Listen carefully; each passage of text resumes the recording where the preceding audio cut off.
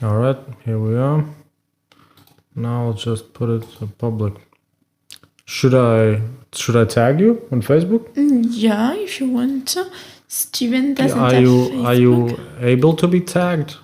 Me, I don't have Facebook, so you will not find me. But Me, Chiara, yes. So Chiara, the name, and Persiani. Persiani? Yes, Picconi. Persiani. P-I-R-S-T.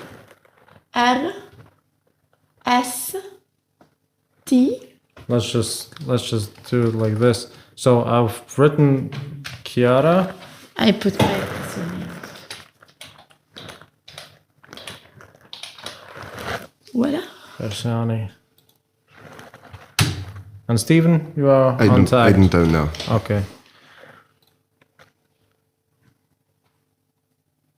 Okay, so here we are. Let's put this. So the first comments, I8VA0 writes, what an office. Yeah, sure, what an office. Vienkar Siba writes, sad. All right, whatever. Cliptos writes that the security police is watching us. All right. Okay. SDSSS writes, sveiki. Sveiki. Sveiki. What? I guess in France would be what the bazaar. What about? No, what What a bazaar. bazaar, like Bazaar. chaos, right? Yes. Yeah. All right. Anyway, Okay. let's just start. Cool. Yeah, and we are in the frame. Very good. Very good. All right. First things first. I usually ask foreigners the same questions. What brings you to Latvia, and what are your impressions so far? You want to start? Yes, we can start. So what brings us to Latvia? It's a European project. So we are going to Liepaja for 1 week project. And for the moment, we don't have a lot of expectation of an impression of Latvia because we arrived today. But what we saw is the architecture. It's really modern and like it seems pretty like a city like Paris or Bordeaux for me. And yeah, for the vibe and everything, like we will see it more in this week, and we can let you give you another feedback in 1 week with more precision. Sure. Yeah. Me, in my opinion, I mean, as he said, Steven, we just arrived, so we don't have so much impression about the country. But for me, was impressing the silence and how everybody is very quiet and how people are whispering. Because I come from Italy, so in my country, when you go to the street, everybody's screaming a lot, and it's a lot of mess. There are a lot of cars and people selling stuff and children. Ha ha ha. So for me, it was like very calm and peaceful, the city. And I like the coffee shops. I didn't went inside, but I saw there are like a lot of coffee shops with beautiful cakes, and it's kind of cozy, and it make me feel like I want to go inside. So these are my first impressions. How did you guys find out about the project, and what were your expectations for it? We find out in internet, in the page of European Solidarity Corps, and they, like, I think by month there are 10 or 15 projects. More even more. And you just basically subscribe, and after they make an interview or no, it depends on the project. Mm-hmm. They make a selection, and after you go for 1 week, and there are a lot of different topics, but basically, like the principal objective is to get to know other European people and to try to find out how you can create like a more European spirit. I think it's around this idea. Yeah, this is, I think, the aim. I mean, me, I did already another youth exchange last month in Turkey, and I applied for this one because I like so much. We met a lot of people from different countries. We had fun. We were in an hotel the most of the time. So we would eat there, we would do workshop activities. In the night, we would do intercultural nights, so kind of putting the music of your country, bringing some food, maybe organizing a traditional dinner.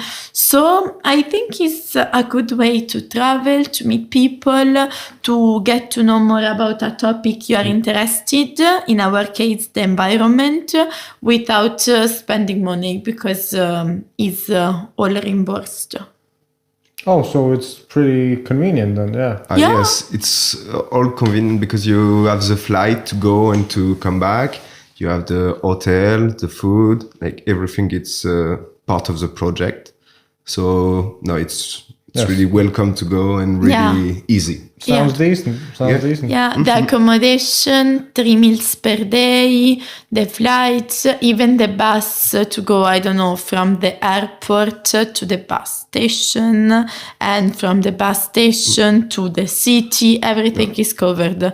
I mean, if you want to go to the restaurant instead than eating in the hotel, obviously it's not covered, but all the things that are included are covered. Are you guys supposed to be some type of ambassadors in a way? Yes. So you participate to the project, but you not just go to the holidays. Like you personally, like I take it to share to my friends and to say it, like if you want to go to and to participate to this kind of project, like it's you will. I make it like a promotion of this project because I think personally, I like the concept and I think it's good for young people to open his mind and to get to know other country and what is doing around you, not just in your other country. realities. Hold up a little bit. I'll just adjust the frame. Because you are outside.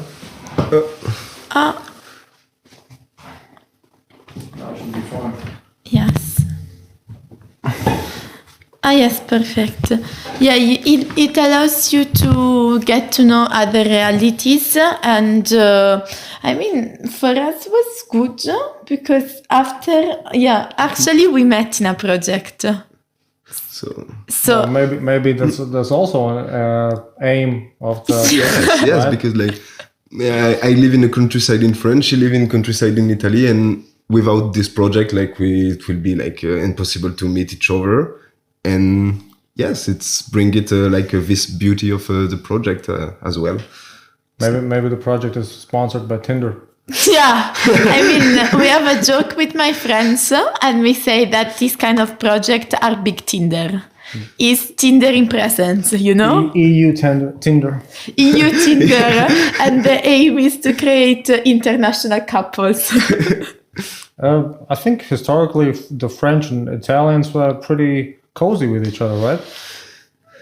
I think the French and Germans were not so cozy during the time. With the Italian neither, because the French, a long history, they had big ambitions on Italy, and they tried in several occasions to come to Italy and to say, oh, this is ours, this is ours, this is ours, or maybe in other times to put a king that they would like.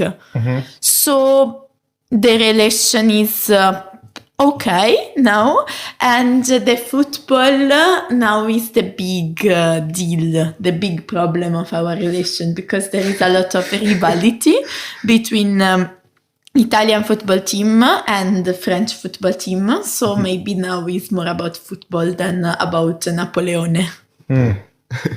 So would you say that, for instance, when it comes to some politics and other stuff, you still would have to debate on something?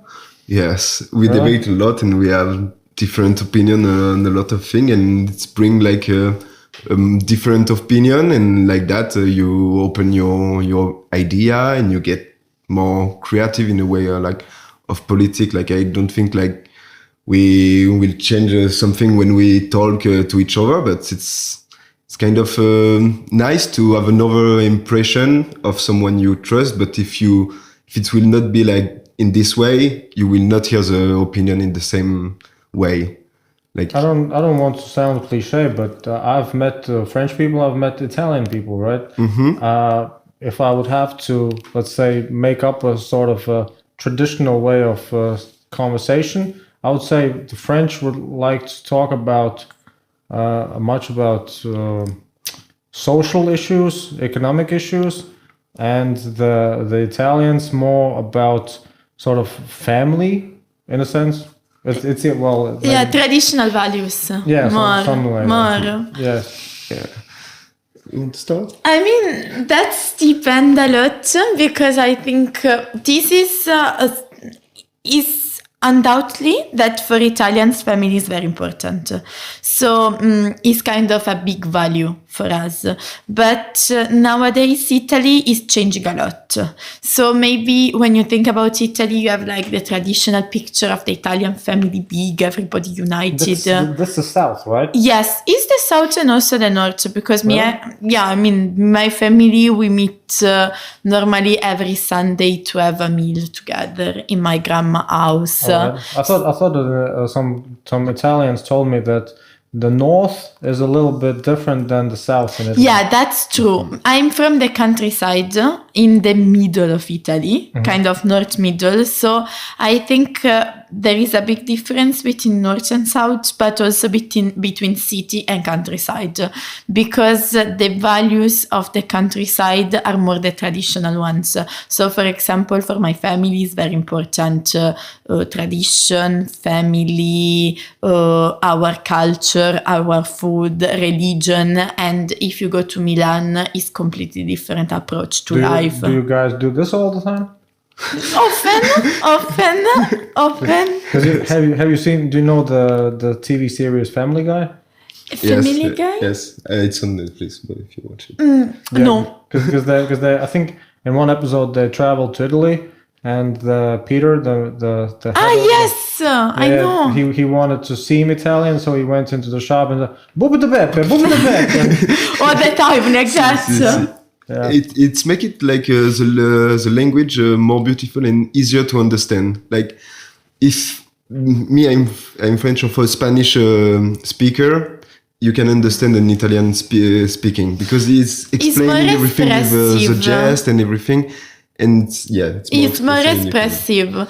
But I mean, I do it normally when I'm in Italy because I notice in other countries, if I'm all the time like that, people, they look at me weirdly. Like, what she's doing, why she's moving so much and she can stay still a moment. But when I go home to my family, to my friends, where I go, because it's normal. And people in Italy, if you don't do it, they think you're kind of zombie. You're like kind of dead person. They say, "Oh yeah, you are so German." So it's the stereotypical perception that Germans are rigid robots. Yes. In Italy, there is this stereotype. I mean, I don't know if it's true because I've never been to Germany. But if you ask an Italian, for you, which is the coldest person in Europe, they would say Germans. Oh, really? I would have guessed Finnish. Finnish? Yeah, but it's even more far. Yeah, so for us, they it's don't out even of imagine. the map. If you It's too ask far. my grandma, where is Finland? What? Really? No, Yeah. When I told to my mother like I'm going to Latvia for a project, she That told I me can what is understand. Yeah. what is the My Well, I can mom, she understand. understood Laponia. She understood I was going. Laponia? Laponia is where Santa Claus is in the story. Oh, Yeah. So Lapland, yeah. yes. So my mom, she was convinced as we were in Lapland. cool. Yeah. So I mean, Well, I don't know if anything. I think Italy was the first country to recognize Latvia as a state, and the French. Well, yeah, Napoleon was sort of here when he went to Russia. I yeah, passed through Latvia. Yeah, we had some historical things left by the French and also some legal things. Our legal system is basically based, at least for a fourth or a third, on the French Napoleonic Code. Oh, Okay. interesting. Yeah, and about Italians, they were just the first ones who recognized us. And other than that, I'm not sure. I'm Yeah, not sure. maybe we don't have so much connections. Oh, and Casanova was staying in the middle of Latvia when he was going to St. Petersburg. Okay, Casanova, he passed through here and he stayed a bit before going to Russia. Yeah, because he writes in his autobiography about his travels, and he was in Jelgava. Okay. But nothing special. No, he not, didn't mention anything. not so much connection. He was in Jelgava. Okay, I passed through there. Very nice. I'm in St. Petersburg. That's all. Sort of. Yeah. So you guys, do you expect something out of the project other than contacting or networking? Yes. For me, it's also a way to explore a country that I don't know at all. And probably without the project, it wouldn't be the first destination I choose to travel. Because kindly me, normally if I have to choose somewhere to travel, I tend to go to warm places.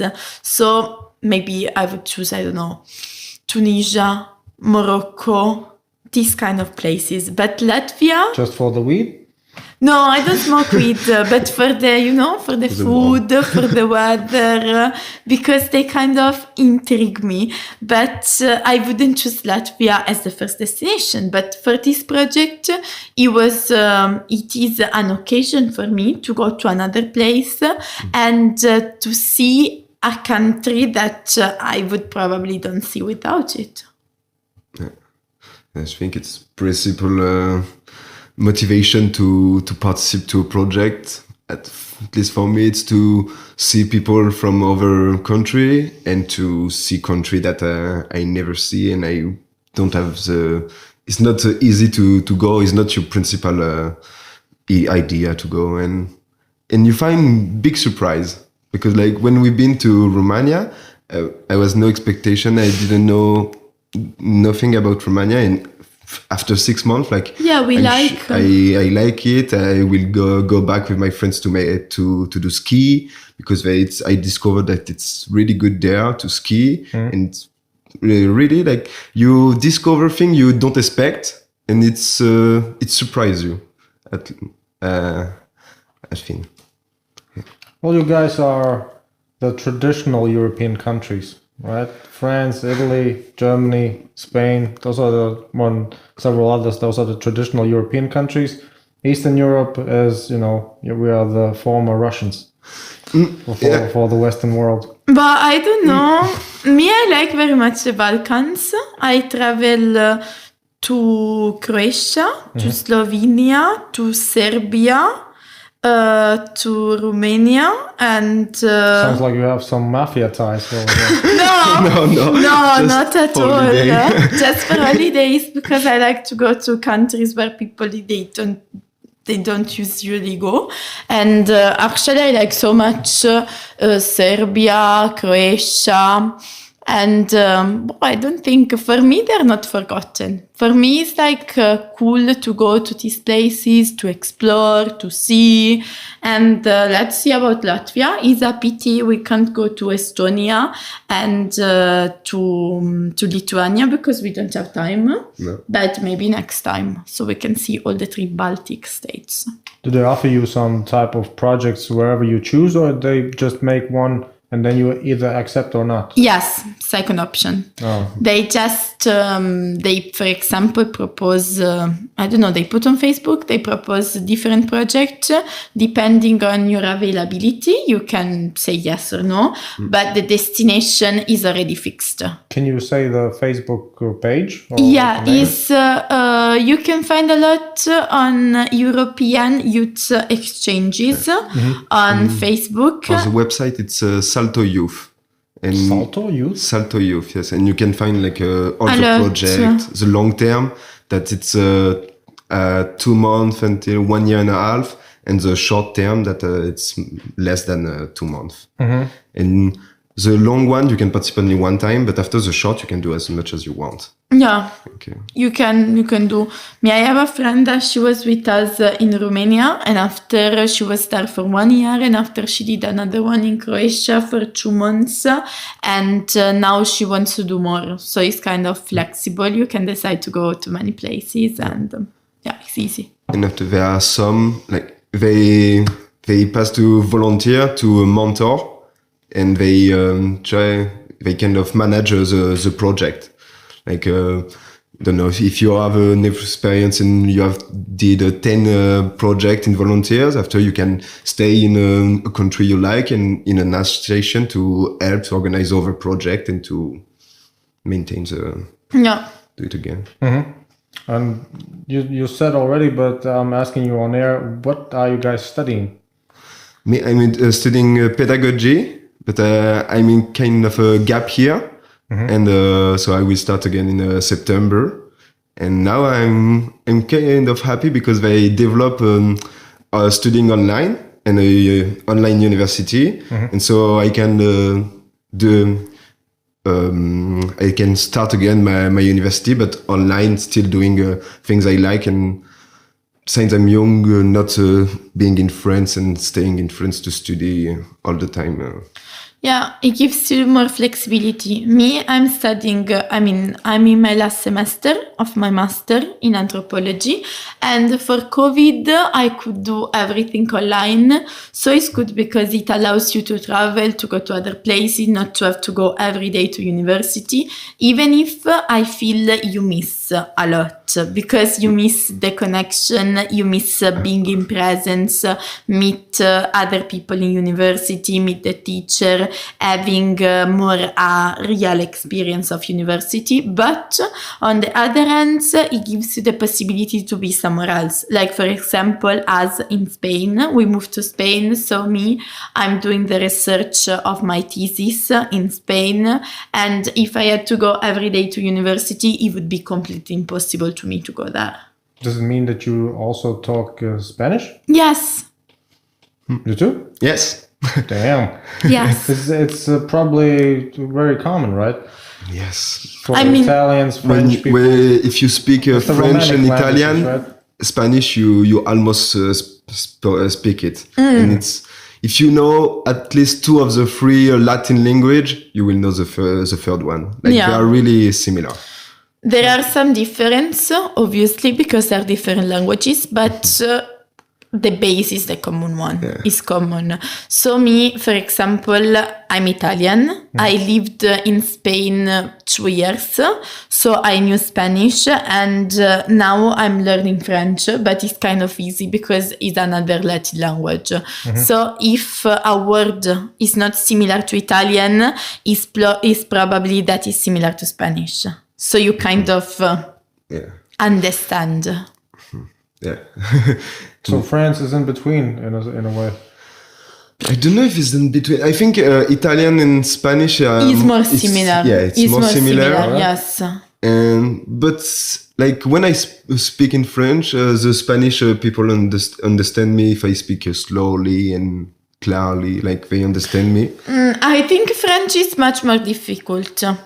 From my experience, is understandable. There is a common base.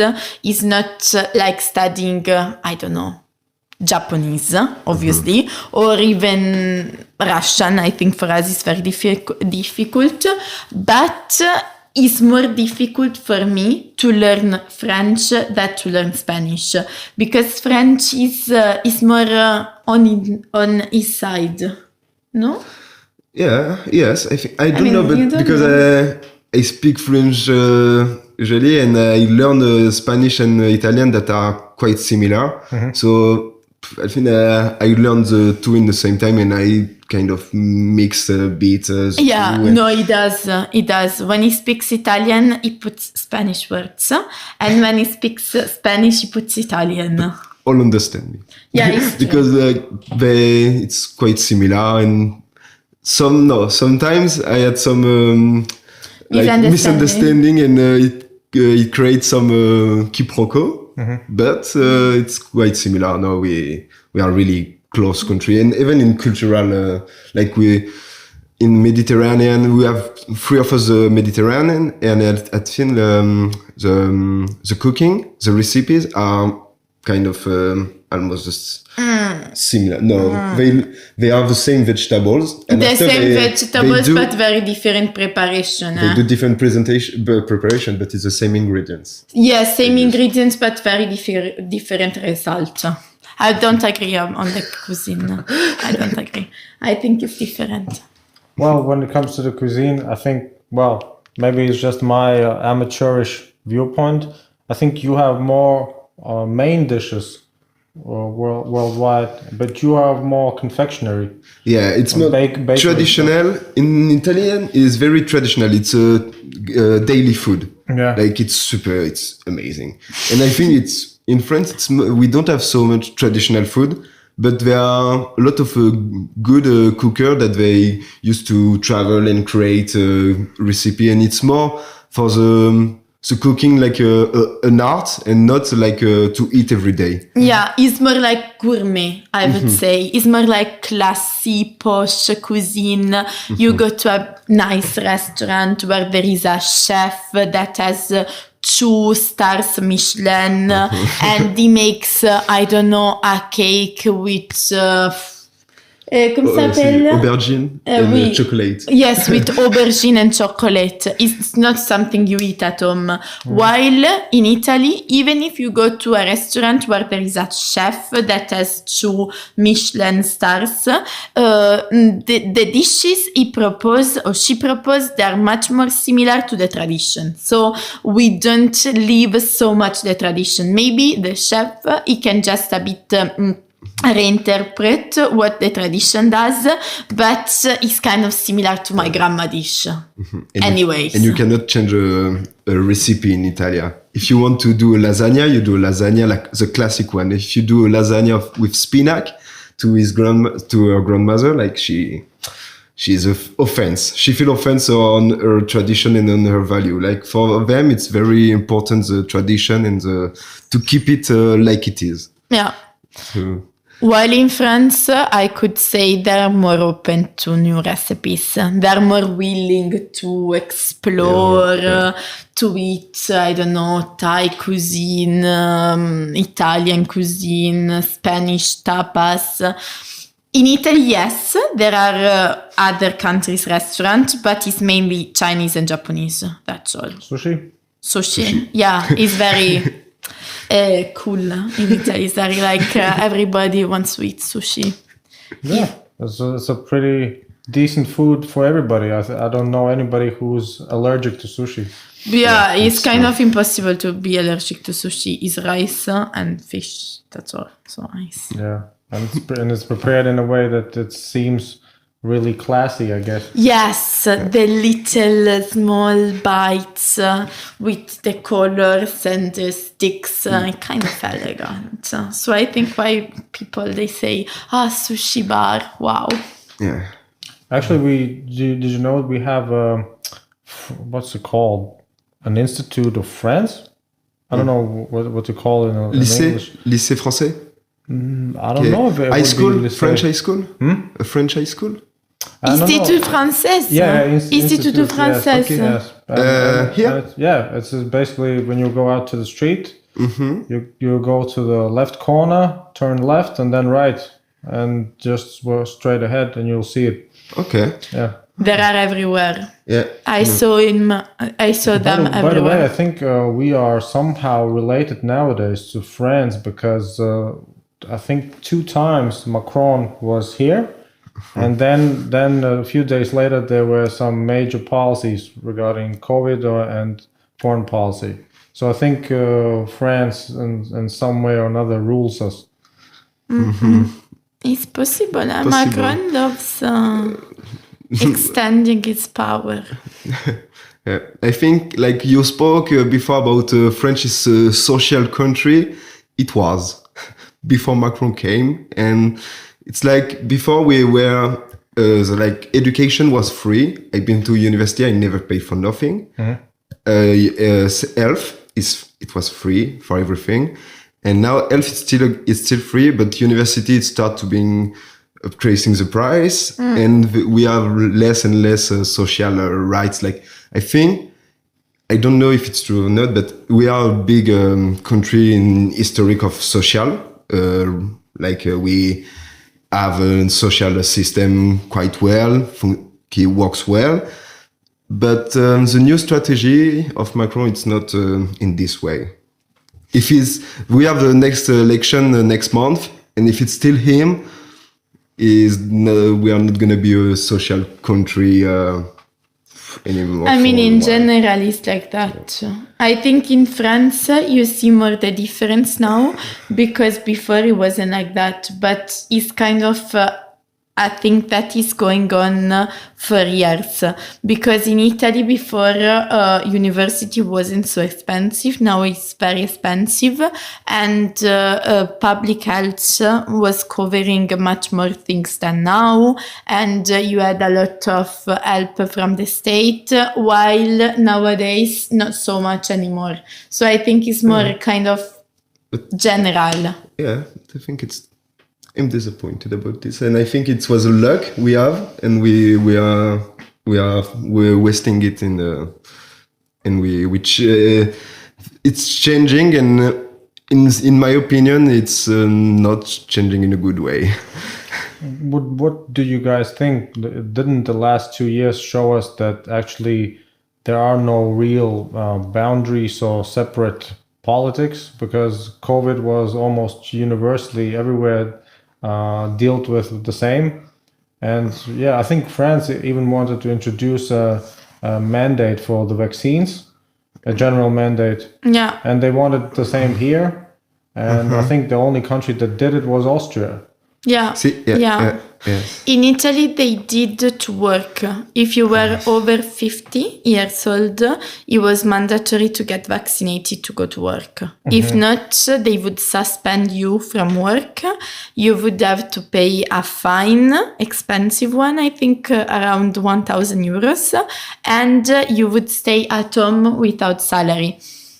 In general, which is pretty much totalitarian. Yes, Pretty yes. Is the thing. I think that what COVID shown, in my country at least, is a growing disequality. So people who were already rich, they became more rich, and people who were already in difficult situation, they are more in difficult situation now. And I think that the approach of our government, it was a bit too tight, too totalitarian, and too discriminatory. Because this thing of the vaccine, okay, I think it has a health reason, but it went a bit too far. Because there were so many people that they lost their job because they didn't want to get vaccinated, or they had a lot of sanctions that is not fair, and or they were forced to get vaccinated, even if they were not willing. I mean, I got vaccinated because I wanted. And I believe, okay, I did well. I think I was scared of COVID. I did the vaccine. And for me, I'm okay. But at the same time, I don't think that the state, can force you to do something on your body. Because after there is a freedom of choice, and you can't oblige people to do something that you don't really know the effects. So personally, I didn't like the outcomes of COVID, politically speaking, in my country, because also I think it was a good occasion for the government to become stronger and stronger, and they used a bit the excuse of COVID to do exactly what they wanted, because they prorogate a lot the emergency state for COVID, and they approved a lot of laws that were not connected to COVID. There were economical laws, social laws, not connected to COVID. And so they kind of did what they wanted for some time, and they instrumentalized it because they kind of didn't speak about all the other problems. They didn't speak about economical crisis. They didn't speak about the increasing of the prices. They didn't speak about the energetic crisis, because COVID was the only topic. But in a social way, I think COVID did something good because it put people together. I saw, and I keep seeing in Italy a lot of new realities, a lot of new projects of people that maybe they were cut off from the official system. They couldn't work, so they put together, they decided to start an association, an NGO, to start going back to the nature, going back to the land, start again with cultivation. So I think this is the positive outcome for me. It was similar after the 2008 financial Yes. crisis. And looking back at those years, I'm not sure we want that. Because there were a lot of people who wanted sovereignty from the state. And so they moved outside to the countryside. They wanted to start their own farming. They wanted to be autarkic, it's called, basically autonomous. Yes, to produce everything that is necessary to further survival. And I think now, 15 years later, you would be hard pressed to see anybody still doing it. In Italy, I don't know. I think for me that I come from a rural area, my territory is positive because as we were forgotten for many years, we saw the opposite process. So people from the countryside moving to the city to work in factories, common, normal. So what happened is that we have a lot of land that is left alone, nobody's using, nobody's cultivating, and there is a lot of potential, but in the countryside only stay few people, only stay old people. What happened to the refugees? In Italy, what happened to the refugees? I mean, they don't want to come to the countryside normally, and I understand because there are not so much opportunities. Me as well, if I would come to a new country, is because I want to go maybe to a city where I think I can do more. And it's also, I think, a question of connections. So if I come from Gambia, I go to Italy, probably I would go to a city or a place where I know there are other people from my country, where I have a kind of connecting net. And another thing to say is that not the majority, I would say the majority of the refugees that arrive to Italy, their main goal is not staying in Italy. Italy many times is just a bridge crossing because they want to go to France, to Sweden, to Germany, to Austria, either because they have family, either because they think it is better. Well, wasn't it the case that France calls Germany their rich neighbor and Spain calls France their rich neighbor? I don't know. I think it depends of the opinion. Like in France, it's quite divided on the German topic. Like some of them, they skip the picture of the Second World War and they keep it the rivalry. And some of them they see like a principal colleague for the Europe, for the construction of the Europe and the. Like an important partner and not a rival. Like, and I see it like more like a big partner than a rival.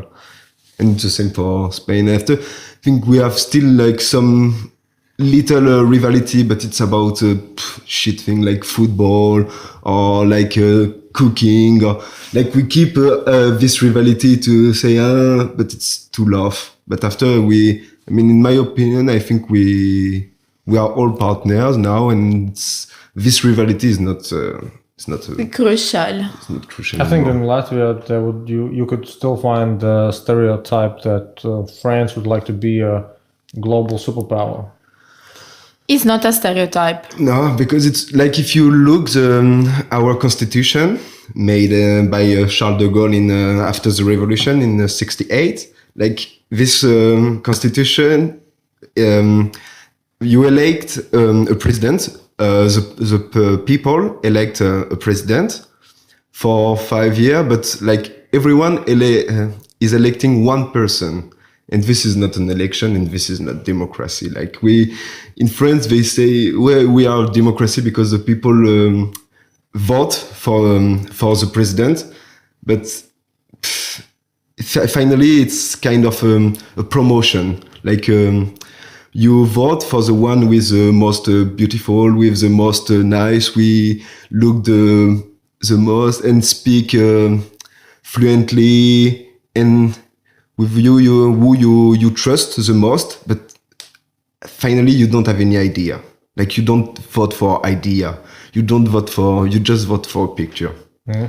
And like it's turned like this in France because of we keep the constitution, the old one, and now we are still voting for one person, but with the marketing and everything. Now, when you see the campaign of the president, like they put millions of euros to make a campaign.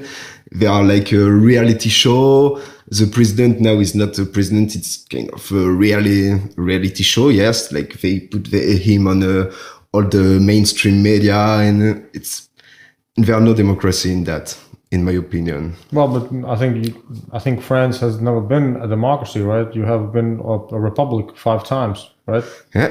Yes, and there are a lot of presidents. They want to be elected for the next one. They want the 6th one.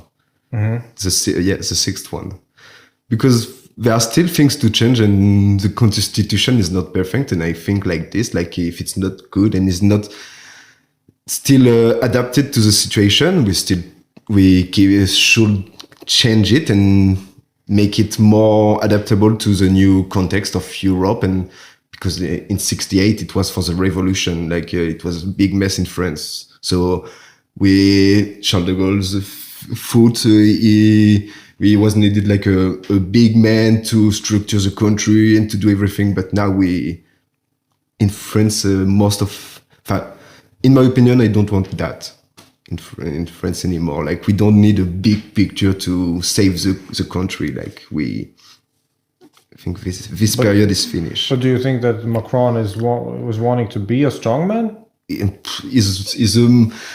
Is hiding it. In the first, when we elected, it was like, oh yes, I'm social and everything, But now it's the end of his mandate, and we saw that he's not social at all.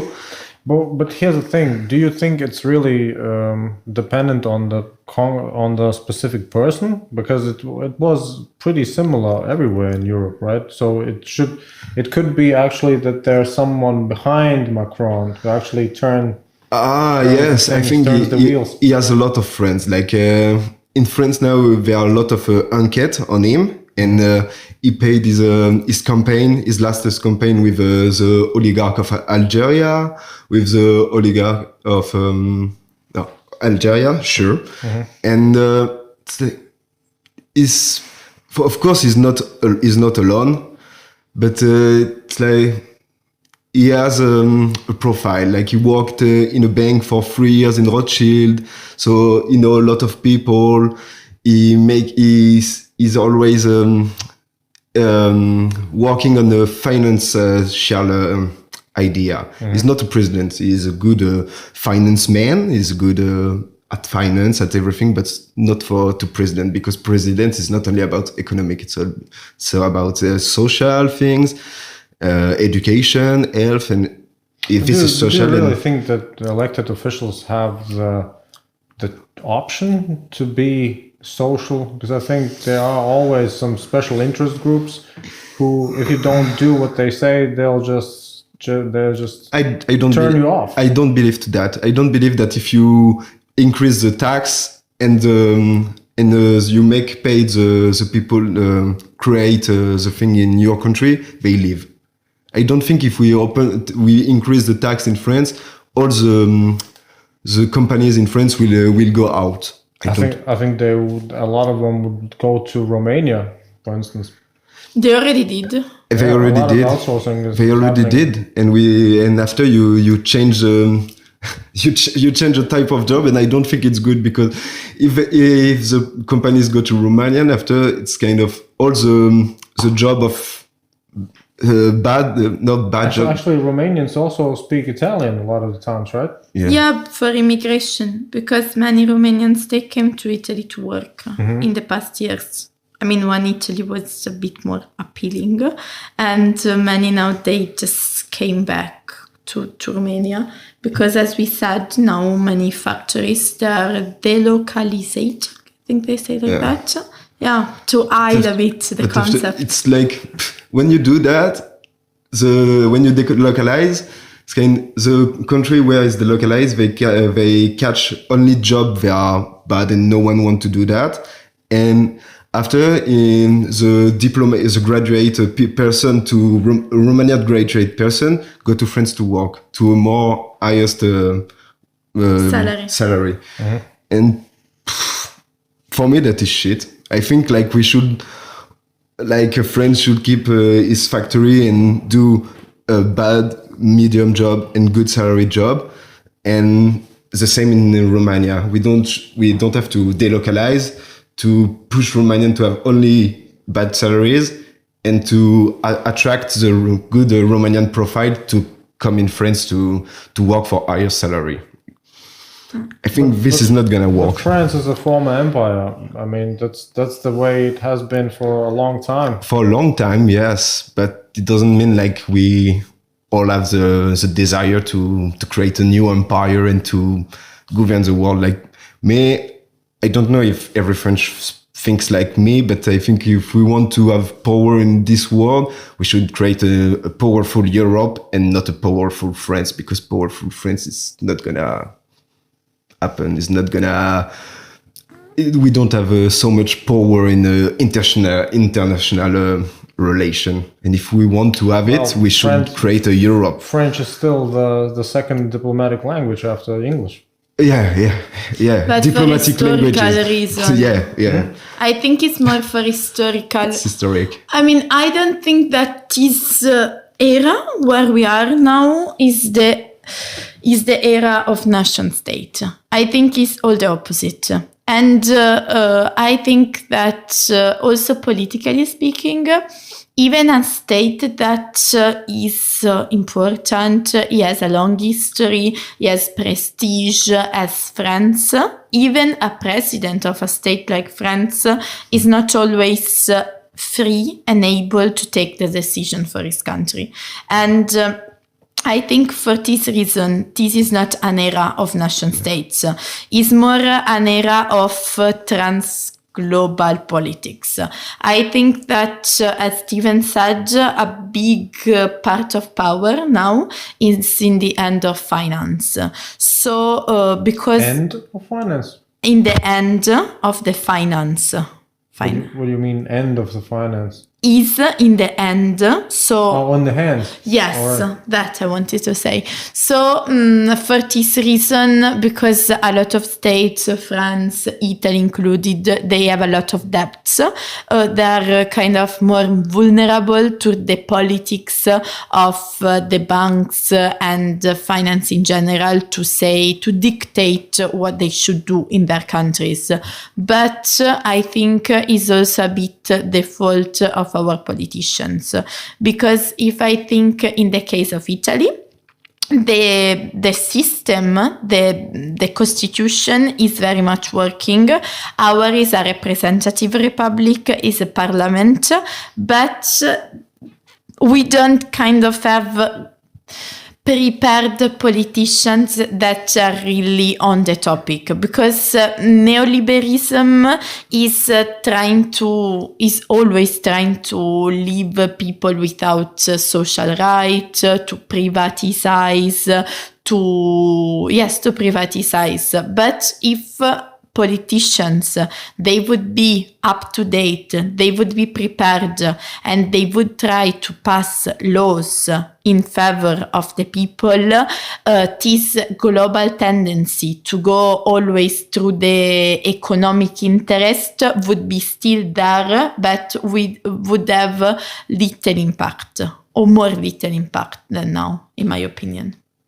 Don't you think that politics is just an extension of economic interests? No.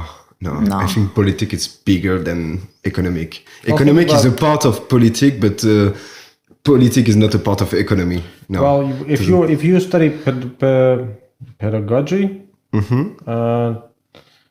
you would be supposed to work in a school system, right? Yes. Educational system. Yeah. And well, I guess historically you could say that the school system, the schooling system in general, was supposed to just prepare people not for the world to experience it, but to basically work in a factory or some similar type of occupation. So it's just economic. I don't agree. Well, think about it this way. If you look back in the 17th, 18th century, all right, you still had the Enlightenment, right? France, also a little bit Italy, right? After the Renaissance. Yes. They made great impacts on different fields, but most of the people were sort of controlled by, I don't know, whoever, landlords in some way, right? For instance, in Latvia, we were controlled by Germans, right? German, I don't know what to call barons, I guess, owned people on the field, right? And they just worked for the barons. Yeah. Right. And it was basically all over the place. It was not just on this subcontinent. It was in Russia as well. It was, I guess, in Asia as well. And North America even more. Right.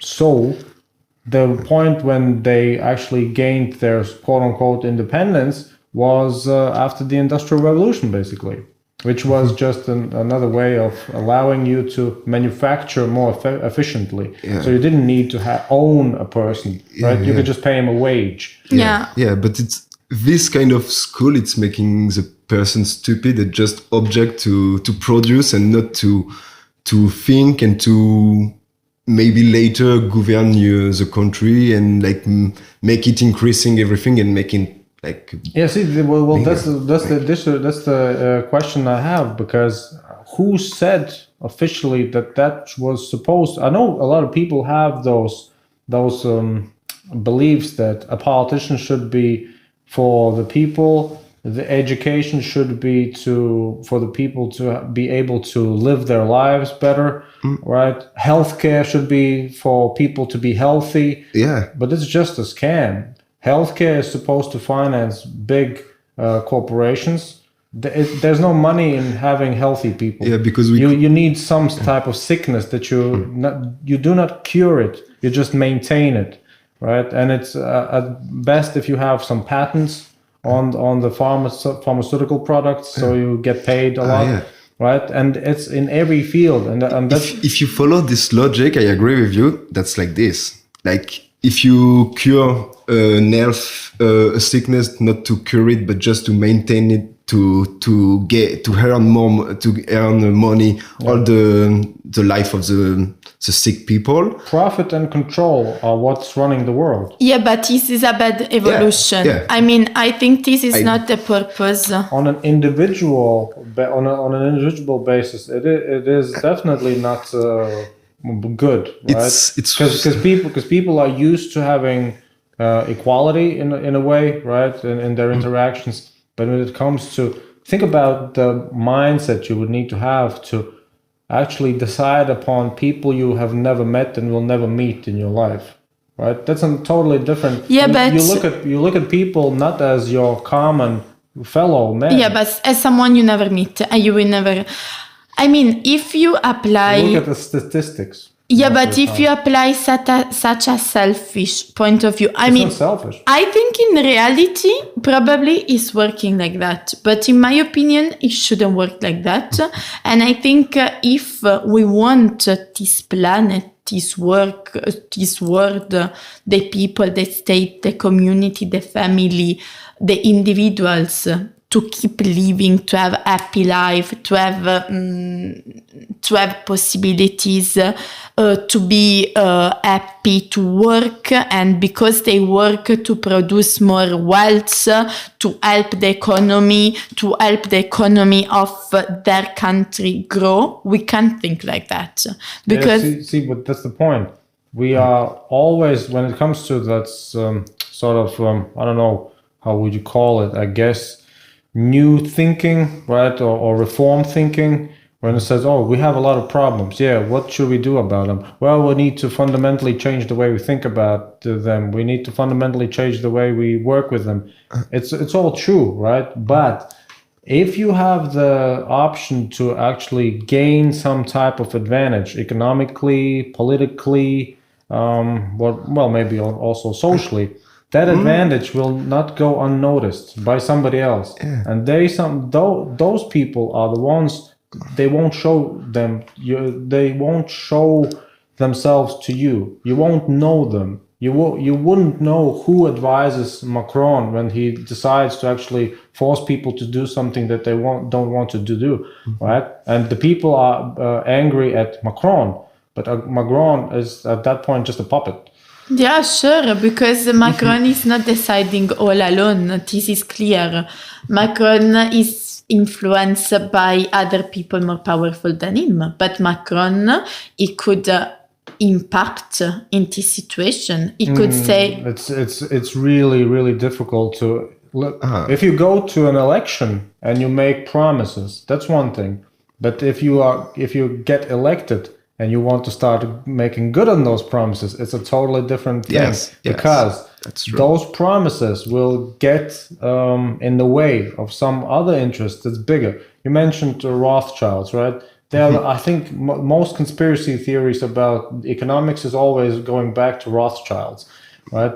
I don't know if they are in somewhere related to those different situations where nobody understands why it's happening, right? But somebody is controlling different processes, and those people don't want to be known simply because of the reason, if you would know who they are and where they are, somebody would like to get a hold of them, right? And it's just you enjoy your status and your power anonymously. What is the solution? I mean, the word is... Well, to be honest, the best solution, probably having regard to the past 2 years, is to get the order, get the decision, but don't follow upon it. For instance, Russians, they invaded Ukraine, right? If Putin makes a stupid decision, he could make a stupid decision and say, bomb them, make a nuclear rocket fly over their heads, right? Somebody has to execute that decision. If that somebody says, look, I better go to jail than to press that button, right? It's sort of, you neutralize the stupidity, that's the malintent that's somewhere around. And I think what is neutralizing this, it's this kind of individual thinking. It's like when you are individual, of course you cannot do anything because you are individual and you cannot change the world, you cannot make decision as a president, you cannot. That's sure. Can I suggest you guys, if you read books, can I suggest to you probably... in a way, I would like to say Chekhov, but then again, it might be more easily with Solzhenitsyn, which he was a dissident of the Soviet Union, and he described the sort of 50s, starting from 40s till I guess 60s or 70s in the USSR. If you read him, and he wrote the Gulag Archipelago. Right, he describes the gulags in the Soviet Russia. Yeah, the Soviet camps in Siberia where they were sending.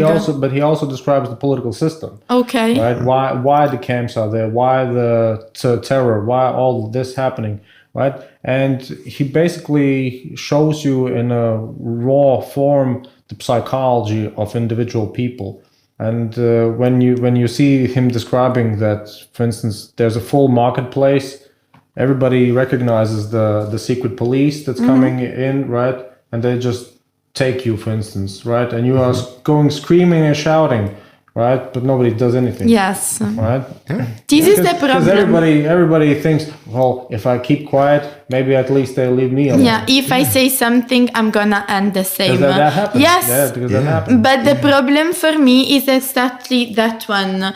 Is the lack of community. So a strong power, what he wants. A totalitarian power, what he wants. He wants to cut all the bonds. He wants to cut the bonds of the family, of the religion, of the ethnic group. No, not at all. Not at all. I mean, religion, organized religion is specifically historically for that I mean, purpose. yes, organized religion that is saying what the power wants is accepted, but religion that is giving another appropriation, that is giving another identity to people, that is not the identity the regime wants, is forbidden. So this is the lack of community, I think, that is what is helping the power grow. And what the power wants, because if people they are alone, they are more vulnerable.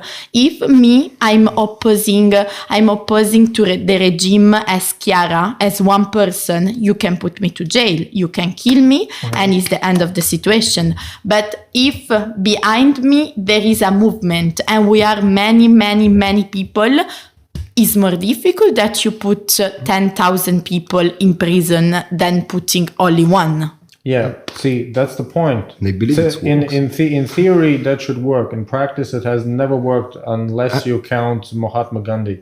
No, I mean, Mahatma Gandhi did kind of good big change in his country.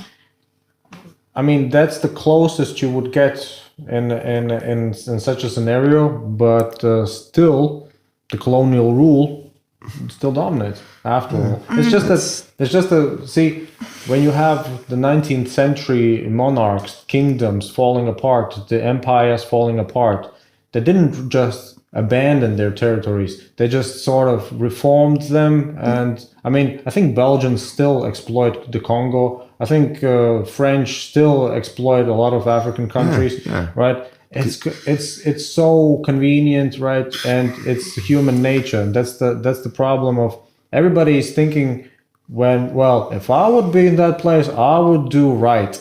But then again, if you would have absolute power, you would be vulnerable to being absolutely corrupt. It's why it shouldn't exist absolute power, because no one is able to Immune, yeah. to take the absolute power and to say it better than over. Like what I'm saying, it's the truth and it's working for every case. No, it's something you should discuss. You should make tests.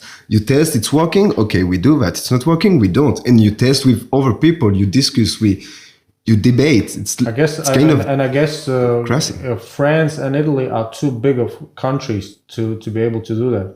Because I think historically speaking, when it was the time when Florence was a nation state and Venice was a nation state, it could work better nowadays as well. Simply because you have then the option of having a close-knit community. Yes, but after for the croissance, for the croissants? For the growing. For the growing. It's not working as much as it's working for a biggest country. Like for sure, I think when you are with the mondialization, the growing it's bigger than it has never been. At Venice, as a simple country, it was good to live there. Yes, okay, maybe, but the growing... I don't agree. Nowadays, Monaco would be a sort of an example. But I think that, it's not true that Venice, it wasn't disconnected from the rest, because Venice, it was a commercial power, so it had the commercial bases in all the Mediterranean and up to Turkey, up to Constantinople, and also I think in what is the actual Palestine. So it's not true that was isolated, but I also think that is true, and this is, I think, the good part of representative democracy, because in Italy we have a system of region. When you have election, you don't elect the president. You elect people for parliament from every region. So if the system was working well, these people that would be elected, they would represent a small part of Italy. They would really know the problem of the territories, the advantages, the strong point and the weak points, and they would bring all the instances of this small region to the central power, so to have a discussion, so to dialogate. And I think this system is the good one. Okay, maybe sometimes it's not very much working, but in theory, in logic, is the best system to have a community net. In theory, communism is the best system. Right? Yeah. In practice, I wouldn't speak about communism. Let's speak about democracy. I mean, a democratic system like that, very representative. If everything is going well, if the election go well, it's good because you have a community network, and also you have a dialogue. You can speak to the central power. So I think it's a good system. The aim of election is to elect a person they are governing for you, but they are representing you, and they are representing representing, not governing. It seems to me that the only place in Europe that system has some sort of merit would be Switzerland. Other than that, it seems to me the past 2 years have shown either you are in France, Italy, Latvia, Austria, you'll still get hammered by stupid policies, and there's nothing you can do about it. Yeah, I agree about it. Is the reason why I said in theory, if everything works well, because in the last 2 years, not 2 years, maybe more than 2 years, from the economical crisis before. Recently, in the recent years, in Italy, the system is not working so well.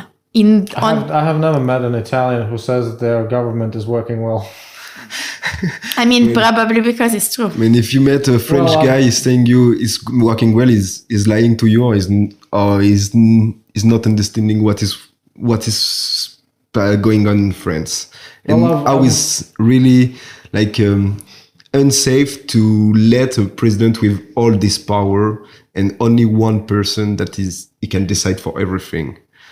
In case of emergency, like they are good to find it, like with terrorists, that it's going for 2 years.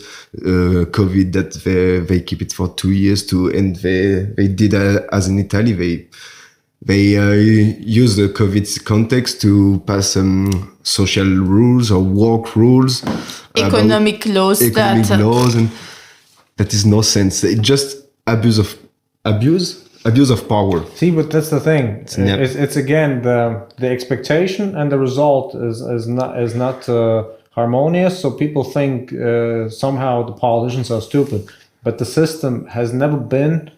It's a misconception. The system has never been to be in favor of the small individual, to every citizen, because a political party in general means what? A part of society. Yeah, right? Because of course you represent a part of the society. Yeah, you cannot represent you do not all. represent your electorate. You represent your party. If you have a party system, if you don't have a party system, usually you just you represent your social class. But I think that's not really the case. I mean, even Britain doesn't really have any social classes anymore, but they used to have. I mean, you still have your lords and your what have you in Britain, right? They really didn't. There were a time where you couldn't be able, let's say, to be a commoner and then go on to be some type of big name politician. It wasn't possible. You were from the gentry, or you were from some social class. You wouldn't get out of it.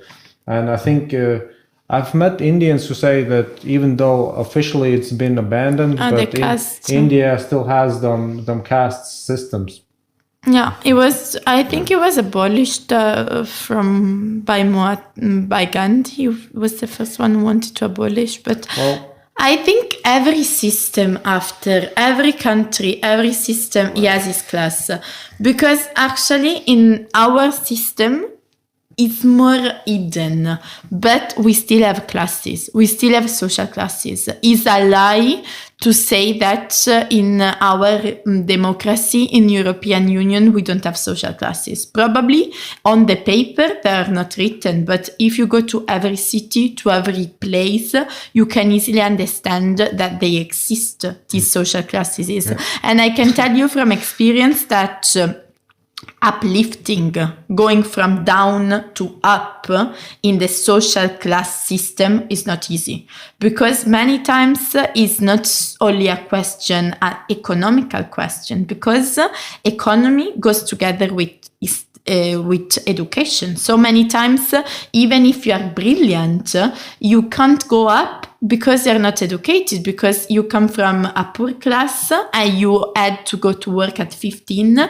You couldn't study. All your brothers are like you. Everybody left school to help their family because you couldn't eat. So in this system, it's very likely that your son is going to be the same. Yeah, and I think even Germany had sort of the education system tailored towards it, because I remember I was in 2012, I think, in Germany, and then they explained to me the system for gymnasiums, that once you were in, I think 6th class, they separated you, and afterwards you had only the option to go to some type of vocational school. But if you were in the gymnasium, then you could actually go to higher education. And I said, how's that even possible? It was so ridiculous. Yeah. But there were people who wanted to introduce that same system in Latvia. So it's always the case. Somebody wants some type of separation, discrimination. It's always, it's inherent. And in France, before it was free for everyone. Like you have money, you don't have money, you can go to university and being graduate with a PhD without having any money. But now, if it's continuing like this, like if you come from the countryside with a family with no money, you will never get your PhD, because you will have to earn, or you will have to take to the bank all the amount of money to study. And after, when you will finish your study, you will have to pay for half of your year, half of your life. Yeah. Yes, but in England. It's not what I want in France. I think we have a big example of what is going when we let all the market and everything do it in United States. And me personally, I don't want that in Europe, and I don't want that in France. I don't think it works. I don't think it's good system.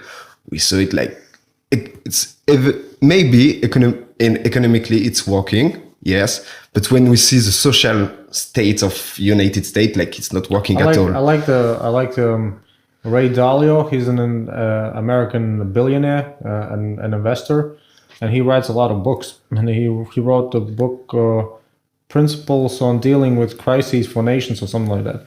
And so he describes the past 1,000 years in a sense, and he says, I'm too self-critical. So what I've written, I've shown to professors, historians, a lot of experts. So it's not really my opinion. It's more or less the result of a cooperative work, right? And in that book, and also in several other books, the main thesis is that after the Second World War, the New World Order was in favor of the United States, and the United States is still an imperial or imperialistic system, right? Because that's the only way to govern on a global scale. If you want a globally connected world, somebody has to have the big boy pants, right? And so who has the military strength has the big boy pants. And well, he says, I've not finished it yet, but I think he's going for the next step that China will overtake. But yeah, we'll see about that in the future, I guess. But it's always the case. And so the curious thing for me is, why are we still living in a sort of hypnosis, thinking that, oh yeah, the politicians should be actually our servants, right? They should be working for us. It's an exploitative system. No, they should at least take the responsibility of their job. Like if you can find some type of kill switch in the system, I think it could also work. Meaning that you need sort of populism, right? You need somebody who knows what the people need and goes towards it. And in case he goes against it, people have a sort of operational way to shut him down, right? Because if you introduce some let's say 5-year term, and then for 4 years he just really handles you like he wants, and you can do nothing about it, it's a little bit silly, especially in this dynamic world, right? Because those 4 or 5 year terms, they were introduced in those times where you still rode horses around, right? It's not for the global internet times at all, right? And I think Switzerland again has the better system, because I think every year they have a new president from the council. They have a 7-person or something like that council, and then every year somebody is the chairperson of that council, which they call sort of their president. Is more representative in this way, because after I agree that in the global world 5 years is a lot, and everything is much more fast and flexible than it was before. But the problem is, like, when you are a politic, like, you have responsibility and you should assume it. And the problem is, whatever mistake you do, for example, the president will get his salary for all his life after his mandate. Like Macron, if he's not re-elected, he will get his salary for all his life. Now he's done. Yeah, but you don't really think that that's the only money he's earning.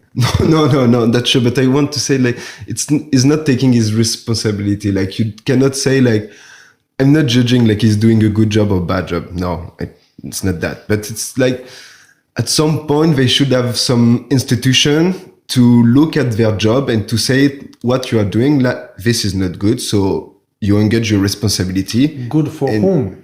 That's always because see, most countries have a situation where at least 50% of the people don't own any property. They are the slaves of their countries. Meaning they are being exploited just for their workforce. That's it. Workforce, they are basically eating, shitting, sleeping workhorses. Designates, yes. That's it. So even though it sounds cruel, because every human being is a human being, right? On a bigger cooperative organizational level as a state, it's an inevitable conclusion that somebody has to work for someone else, and that someone else is basically a parasite at some point. Because if you have a lot of a pyramidal system, right, somebody is just a sycophant. Yeah, somebody is just pyramid system is not working. This is not. But in our society, it's a pyramidal system. It's very naive to think that even France. It's not pyramidal, like you finish with only one people. Like, it's pyramidal. But okay, even yes, it's class. pyramidal. It's with caste, okay, but not pyramidal. Like you finish and you have one boss. The principles. It's sort of like network marketing or multi-level marketing, right? The principle is the same. That at some point there's a limit to how much the lower tiers can actually do, but the upper tiers are just basically getting their passive income, basically getting their power from those people who are too busy just getting by. Surviving. Right? Yeah, they don't have the time to think about it. Yeah. Because maybe you think that, okay, if you compare the working force level, quality of life in China and in France, you would think that, okay, we are not speaking about the same class. We are not speaking about the same people. Because in France, the working class, the people that, as we said, their purpose in life is surviving, getting by. They have many more rights that, for example, in China, they have a quality of life that is much better. But if you think about their purpose and what the system want them to do, is the same.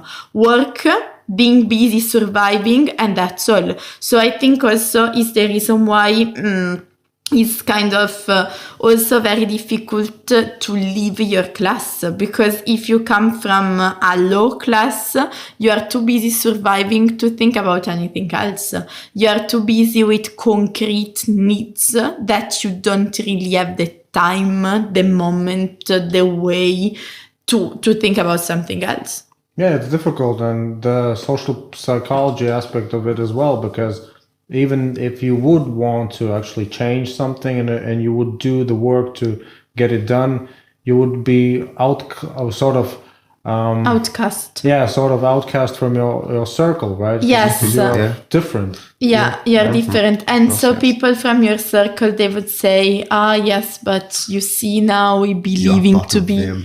Too much. Yeah, that's true. It's a fucked up system because it's made for you to stay where you're born. That's all.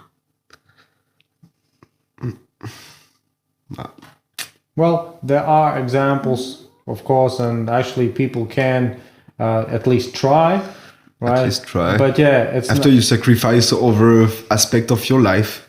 it's there was a sort of saying that everyone can win at the lottery, but not all. Yes. Yes. It's not egalitarian system, you see. Even if they make you a lot of promises about equal rights. One second, I don't know the word in English. Okay, you can have equal rights, but if you don't come from the same place, even if you have this equal right, it's not impacting on the same way. So, for example, the law. The law basically is the same for everyone. But this same law... Nixon had a famous saying, right? Because the Watergate scandal wasn't about him actually getting to spy on anybody. The Watergate scandal was that they found some spying devices in the Watergate hotel, and Nixon had denied ever knowing anything related to that type of situation. But then it turned out that Nixon had spying devices in the White House, right? And so just unrelated. But then they got the transcripts from those listening devices, and it turned out that he had some knowledge about some type of aspects regarding that. So the impeachment wasn't about him ordering somebody to spy on somebody in the Watergate hotel. The impeachment was about him actually knowing something and denying about it, right? And then the media finding out that he actually knew something about. So they basically caught him lying, right? And it was a big no-no for that time to actually, because afterwards, I mean, Bill Clinton was the most famous liar of all, right? But it was no big deal. 20 years later, people got used to such things, right? But at that time, and he had some interviews with Nixon, and he said, if the president does it, it's not illegal. But that's really I really liked the film Vice. Yeah, Vice. They are doing really great. No, film. No, yeah, you mean the channel, right? Yeah, the channel. They are doing really good documentaries. Yeah, yes. it's good. But there was a movie, I think in 2017 or 2018 called Vice, and it was about Dick Cheney. Dick Cheney was the vice president when George Bush Jr. was the president, early 2000s in America. And so the film is called Vice, right? Because he was the vice president. But also Vice means... the vice, yes. It's like the character, right? When you do it, like something on your back. Yes. Yeah. Vice. Yes. Vice. The same one. It's a bad habit. A vice. It's the same in French. Vice as in almost like a bad habit, right? Yeah. For instance, people who smoke say... Vice! Yes, I know. A vice for Okay. me, right? Yeah. So it has a double meaning for that movie, and it basically shows that, and it's that the actor was Christian Bale, right? So he's a top-notch actor. Christian Bale, who has, I don't know if he has won any Oscars, but she definitely should. He's one of the best Hollywood actors ever, right? And you definitely know him, have seen him. So basically the point is this: Dick Cheney as vice president was actually in command of most of the things. George Bush was just some type of deuce, right? Just for pictures. And at one point they started to actually introduce the war on terror. Right, and then they started bringing out their legal concepts about what the president can and cannot do, and that was the point where they said, "Well, our theory is this," and they just laid it out that the president has more power than anybody expected, right? And so everybody went along with it, but they just basically made it up on the spot, right? And made it sound really academic. Right, so this is the theory of presidential. Yeah, and that is the thing. It's scary with what we lived in with COVID situation. That they did things. They make it like an habit, and now people they are used to a bit of totalitarian, a bit of authority, and little by little. And I think after you don't know how it's going. And I honestly think it was a test, which the society at some point failed. you have to put a limit at your. Because everybody thought, oh no, the French will get another revolution. They won't allow it. No, I mean now we are not in the 18th centuries when we cut the head of the king like a France. Yeah. Because there are lots. I'm telling you, man, it's the smartphones. We are just too dopamine driven nowadays. No, that's true. It's the smartphones, man. Friends, in my opinion, I don't feel like a revolutionary spirit in French anymore. Like, actually, in Latvia, we had protests for our historical context, quite big ones, and I knew a lot of people said, "Yeah, seems like we're getting something. And then nothing." No, because the truth, it's like it's not easy to get what you want, you want, because like for the Gilets jaunes, it's been like 1 year in France every Saturday, going manifesting and everything. The best, and I think the best ones were Texas and Florida. Texas in America, Texas and Florida. They made it actually the other way around.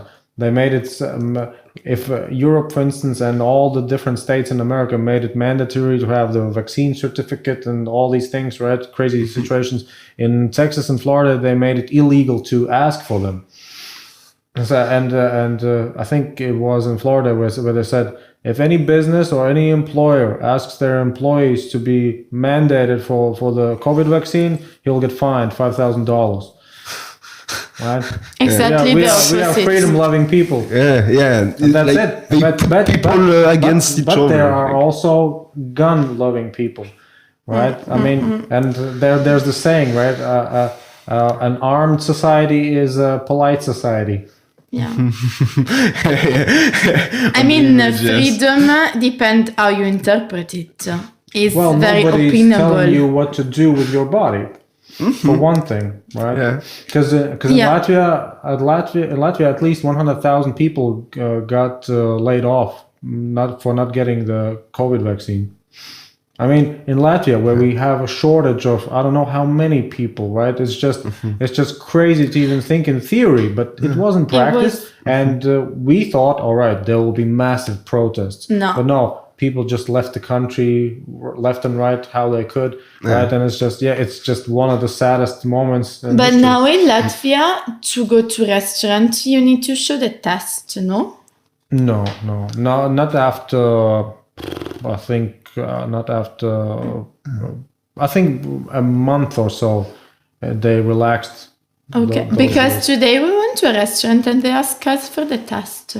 I guess they have the option to do so. Okay, so depending. Before that it was mandatory, but now I think they just left the option that the business wants to do that. So maybe we just found a strict business owner. And I think for most businesses where you have some food, it's just that for sitting, you would have to show the certificate for taking it out.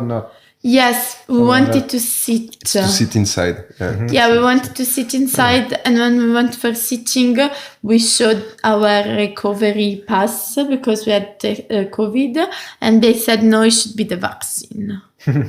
And me, I was like, if I had COVID, how can I be vaccinated? It's a big shock because we went from Spain, and in Spain it's like it doesn't exist. The pass, green pass. I don't know how you call it in Latvia. Vaccinal certificate. It doesn't exist. I mean, in Spain. it exists, but they don't ask for it. Yeah. It didn't have a big impact on the society. So people, they put the mask, they're careful. It changed kind of the mentality, but in terms of law, it didn't impact so much.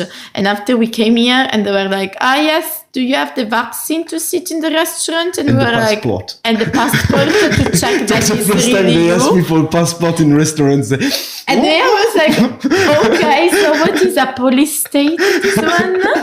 Even the restaurant is asking me my passport. Yeah. For me, it was shocking because Ryanair, they didn't ask us anything. We just took the flight, very good, happy, enjoy your flight. And we came here and we only wanted to drink a tea inside. And they were asking us our vaccine, not test, vaccine, and our passport. I mean, this guy, he has no right to know what is my name, where I'm born. Well, actually, Yes. they have the law made up that he has the right. He also now, has, yes. because in Italy, for privacy, the owner can ask you the certificate, the vaccine, but with only written your name and your surname. But he can't ask you to give in an official document. So he should trust me that is really me. But In Latvia, they specifically made the law for that no. If you have, let's say, a shop, the shopkeeper can ask you for your identity card and your passport. oh for my the God, and the vaccine. shopkeeper is the police now. I mean, Yeah, with it's a this bit of law, abuse of power. is abuse of power. It's a police state. Yeah, and if he doesn't do that, he'll get fined. Yeah, everybody against everybody, they put the everybody responsibility spying on him. on everybody. Yes. I mean, that's it. In Italy, I mean, the dad of my friend is not vaccinated and he's more than 50 years old. So for the law, it couldn't work. And he was like, okay, none of my colleagues is gonna say anything. I need that money. They will be flexible. A colleague of him, he said, I know that you're more than 50. If you don't stay home, I'm gonna call the police and I'm gonna report you. So imagine the social tension that this situation Between created, colleagues, yeah. the contrast, because this guy, he wasn't winning anything by doing it. He's not gonna be fined if he doesn't do, but just for the pleasure to say, I'm applying no the There law. pleasure. are some people who actually believed the story that if somebody is unvaccinated, he somehow poses a risk to a person who is vaccinated. Probably for this story, There were people who believed it and still do. They still do. And it's incredible. Which is not a vaccine. Yeah, If it's you not- are vaccinated and being threatened by somebody who isn't vaccinated, It's not it's vaccine. not a vaccine. And they don't understand that it's much more safe to get tested than to have a vaccine, because a lot of people who did the vaccine, after they got COVID, and because they were vaccinated, nobody was asking That's them what test. they have the booster for, right? Yeah, Third that's booster, true. The fourth booster. Yeah, Yeah, that's boost. true. It's a The booster. But it's all for your health, people. It's just for your health. But it's not even a vaccine. Nothing conspiratory here. No, they just want to make you more strong and to help you overcome this pandemic. That is the real problem of the world. So yes, kind of. I mean, when I didn't want to get vaccinated, and luckily I got COVID, everybody was like, I mean, you don't understand. You are putting everybody in danger if you don't get vaccinated. Because on the mainstream media, Yeah, they sure. put only this kind of information, and if you don't seek out for alternative media on YouTube and Because they social are media, controlled. now There is only one voice. get In only Italy, when they speak about, also in France, when they speak about COVID, they only say the official stuff the government is saying. Yeah, same It's here. like they take government information and they repeat it with different words. They just read the press release. Yes, basically. they don't even change a bit of the sense. And in all the media, Because it pays. Yeah. it's paid. Luckily, now in France, I don't know if it exists in Latvia as well. There are like alternative media. They are independent. And they live because there are people giving money to them to make the enquete and make it everything. Actually, a dude, we did a podcast with him, I think a month and a half ago. Somewhere. He's now since 2 weeks in jail. For doing that. Yeah, he's an alternative media person, right? And so we did an episode with him, and he was still free then. But some weeks afterwards, he got arrested. So it's not kind of country or you can make alternative information. The allegation for him was the state police. Well, I don't know how to. Actually, they are the secret police in a sense, right?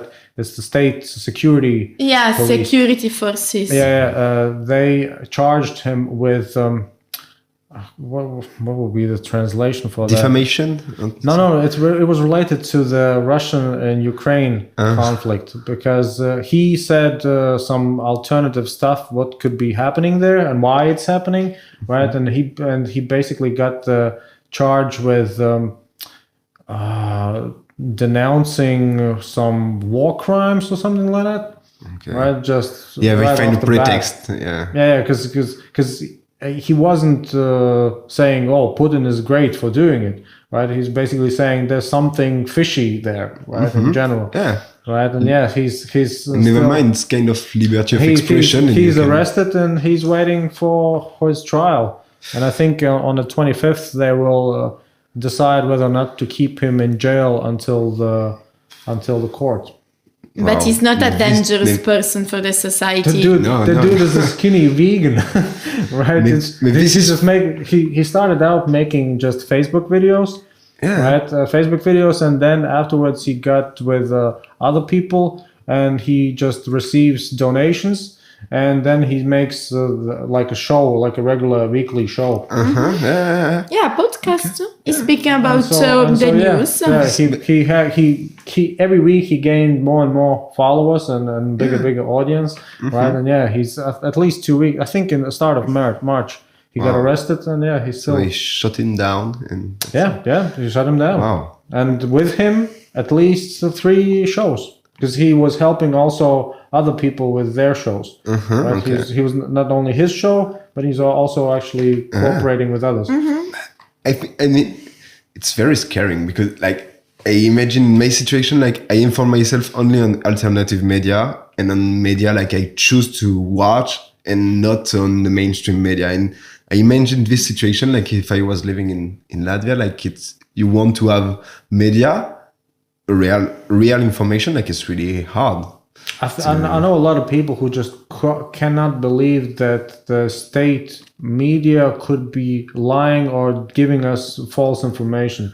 It's just a really foreign idea for them. His mindset, yes. I mean, what can you do about it? I mean, if you didn't hear it on the news, it must not exist. But this is happening everywhere. I mean, people, they don't inform themselves. I think Ronald Reagan has the anecdote when he was talking about the Soviet Union, and he's basically saying a Soviet citizen is meeting an American citizen, and the Soviet citizen is laughing at him for reading the newspaper, and the American citizen is asking why. Well, in Soviet Russia, at least we know that what is written in the newspaper is totally rubbish. Right? In a sense that, we at least know that what we are reading is total nonsense. Yeah, at least. It's why, like, in France, people knows the mainstream media, there are no good information because they don't trust the institution, and they know. Which is surprising that the culture doesn't really affect it, because if anybody would be the big protester, I would have guessed, France, with all their inattentions, with all their history, with all their proud establishments, I would have guessed, that France would be the last bastion to conquer but nothing happened in practice. Well, I mean, France did have a lot of protests. Yes, and I think it's the yellow vests and everything. But not about COVID. Not so much about COVID. Because it was a new situation, and people were divided, and they didn't want to manifest for something. Maybe his grandmother, it's possibly dangerous for someone of his family. Like, it's different context, but I think it's not finished like in 1 month, 2 months. If it's Macron or another one is keeping president and it doesn't work, it will continue because the French people are not shut down. I think they are just in waiting, maybe organizing. I hope organizing. But now themselves. They took off the restriction of COVID in France. Yeah, because the election is next month, and so he's trying to make a beautiful picture of his program and things. So he relax everything, but in 2 months it will change after the election. And I don't know because if it's not on the sanitary aspect, it will be on other aspect. Like you already said, like for the university next year, it will be like 3,000 euros for the foreigners, because before it was not free, but almost free even for the foreigners in France. But now you want to start for the foreigner, it's really high, and for the French people, you even have to pay a bit. And it will start like this because it's his idea. If he think it's work like this and it's good for the society like this, so it will not stop. It will continue. And I don't think the same. So we'll vote for another one, and I hope it will be another one. But if not, we'll see how it's going in France. But I hope there are.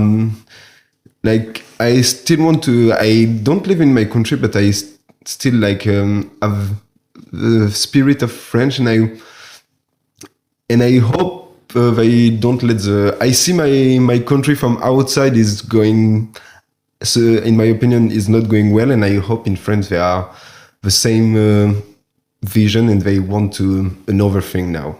Maybe I'm wrong. I don't know. We'll have the answer. The last 2 years seemed that from the European Union, only Sweden had a sort of sensible policy, because people over there said that you don't even have to wear masks, only in the public transport, and no mandates for vaccines, nothing, just recommendations. Yeah, and I don't hear like it was a big mess there. Or maybe they hide it because they don't know, but I don't hear like it was a mess, and I think I agree it was. Yeah. For the relax rest, on the restriction. Not so tight. Now that summer is coming in Italy, they took off for the restrictions because the tourists are coming. So we need to be an appealing country for tourists, for Germans, English to come and visit. So it was like that. The Germans like to visit Spain, Mallorca. Like not to visit only every country. they like to visit everything. Every country. When you go, we love to go to camp or somewhere in the countryside. And we find all the time Germans everywhere. Germans or Dutch? Dutch and German, both. Yes.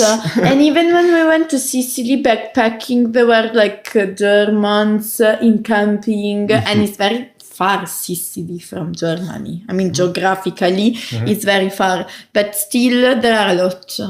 I think they kind of like to go on holiday, and they like to go camping. It's funny because I've seen a lot of Italian people with campers in Latvia.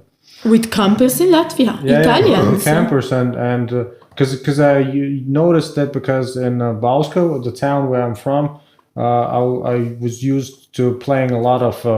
It's a sort of a table game, not really like billiard, but it's a Latvian type of game, Novus called, right? And we played it outside at my garage, and we have a church there. And every once in a while, a particularly Italian camper was stopping and then taking pictures of the church. Okay, I didn't know. I know that also in Italy, many people, they like camper, like my parents, they like to go with camper and camping. That's cool. But I didn't know they would come up to Latvia.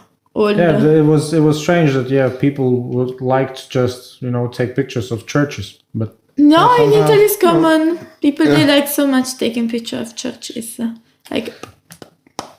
See. Look, another church. Updating the collection. Actually, what's the situation when it comes to religion in Italy? Most of the people are Catholics? Yes, I mean.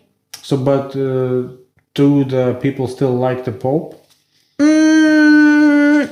Italy and religion is a very complicated relation because it's complicated because still in Italy the church has a lot of sinners. Yes. Also, but as every country, I think.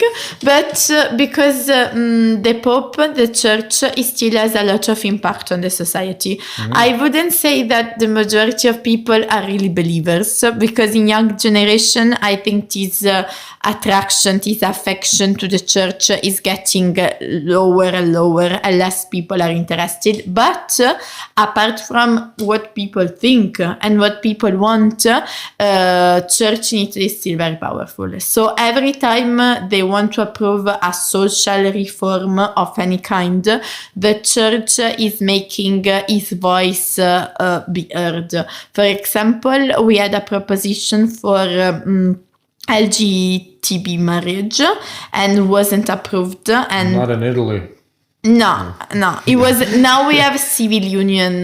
That is, Really? You do? yeah. Because they are trying to introduce it in Latvia. It was very difficult to get it.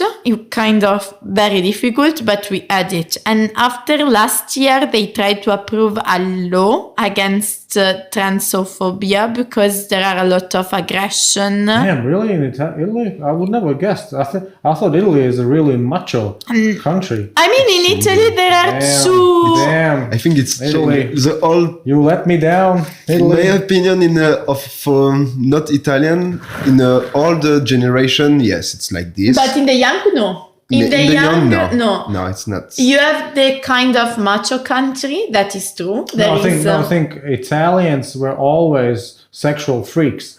I always think that. I remember my father. He said he was traveling. I don't know, in the 60s or something like that. And he was in Italy and says, "Yeah, those type of porn magazines I've never seen anywhere else." Right? And I think it's just, you have the classic example of Roman emperors having their orgies, right? And then down the lane. But I would have never guessed that you would, even with the new hipsters, I would have never guessed that Italy would even allow a debate about such things. No. It seems just too... Like a young boy that you want to study, he will live alone and he doesn't have his mother to cook for him, to watch his things. So at some point he will have to unmacho. Yeah. He cannot be a macho doing his thing at home like everyone. Like it was like this, I think. we will Before, confirm, because like my parents. it was all in a familial house, and the mother or the wife will do the stuff of Everything, the house, and the man will not. But now it's not only... It's changing. I mean, there is this part of the society that is still like that. Very conservative, more. very traditional, the family is only one, dad, mom, children, that's all.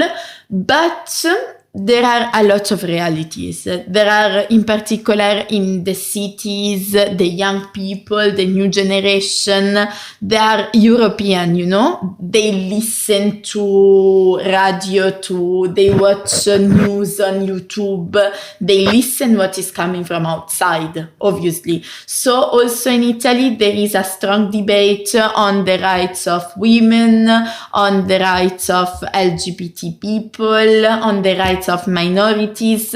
And yes, I think, in my opinion, there is more things to be done in comparison with other countries. For example, Spain, where the law really protects a lot women, LGBT people, much more than in Italy. But in Italy, I see that the debate is very active. But it seems to me, just strange that everybody in each country, they will have those type of civil union laws and stuff like that. Because in Latvia, I think most of the people are just totally against it, not because they hate gays, but they just don't want to promote it. But it's not a question for me as promotion. It's a question of rights. The funny thing is, I remember reading, technically, I guess that would be called memoirs of a friend of my grandfather. It was published in a book.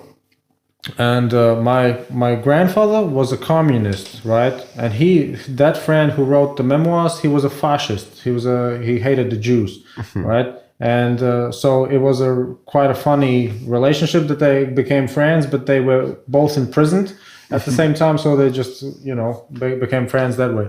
And he described his journey, because he was imprisoned in many ways, in many years, in many ways in the Soviet Union.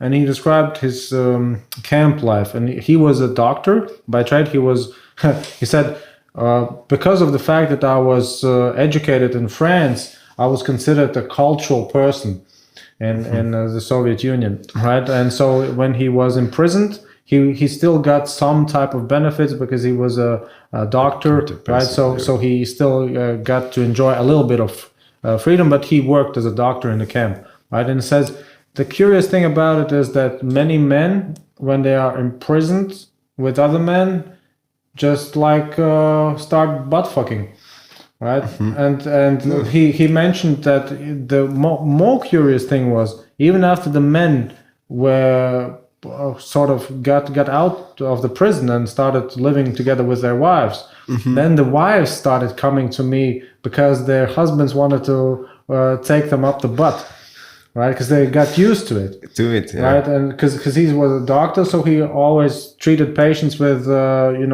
when the sphincter is, I don't know, injured. Yeah, no judge, yes, okay. So he said, basically dudes will bone, whether it's with women or with men.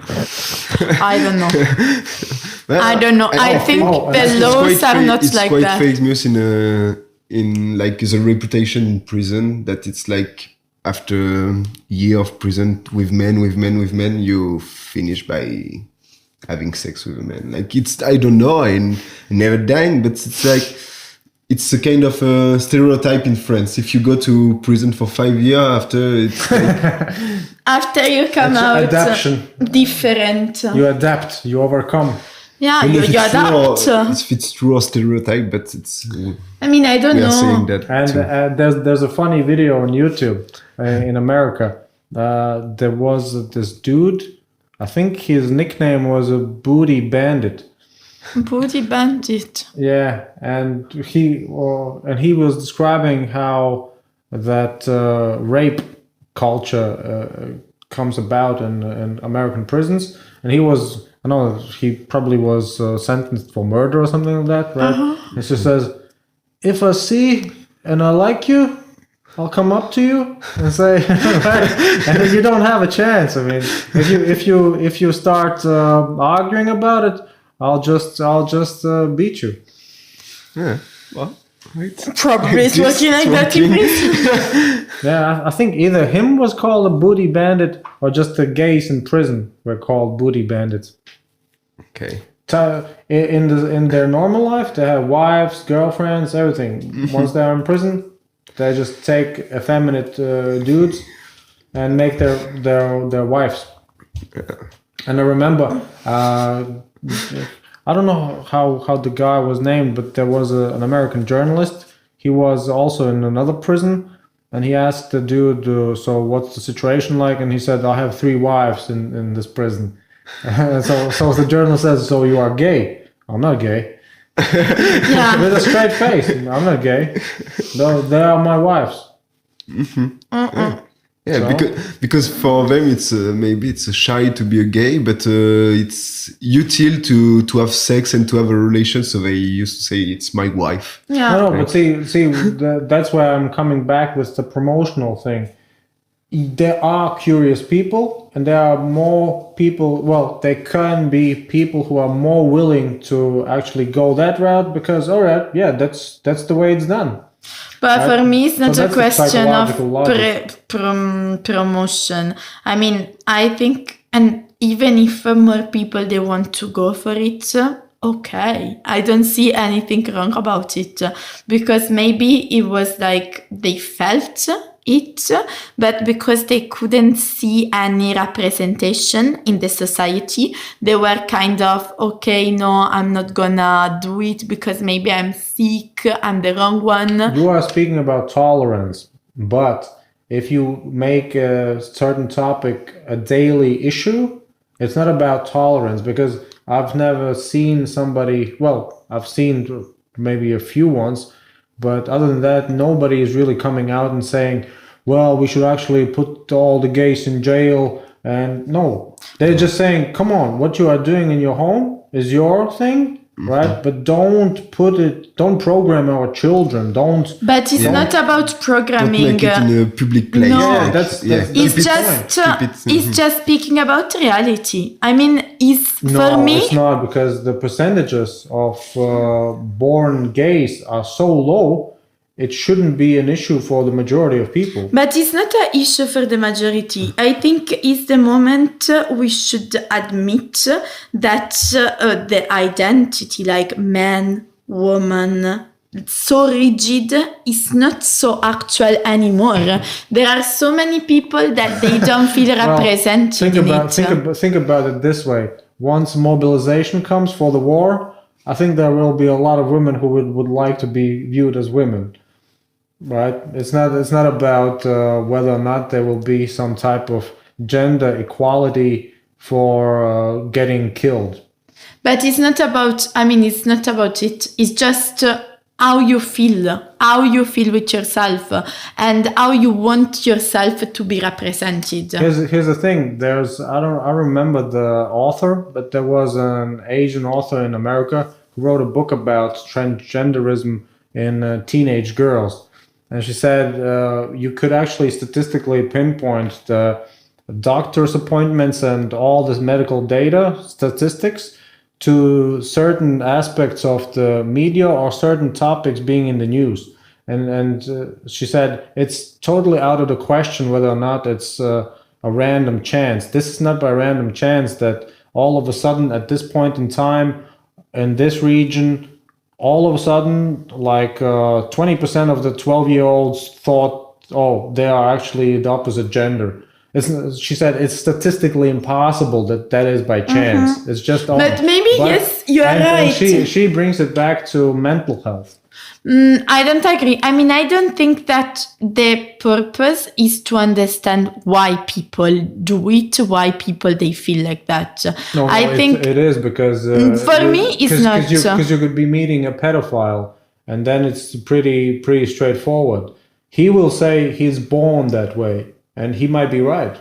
Yeah, but we are not speaking about pedophile. No, we are speaking about sexual interests. Yes. Sexuality is something that affects other people, not just you. Yes, but we're speaking about people, adult people, that they take decision consensually and they're not abusing any people, right? And that's why they are always speaking about what you do as consensual adults in your home is one thing, but what you promote for the children is another. But for me, these laws are not promotion. There is nothing to see about promotion.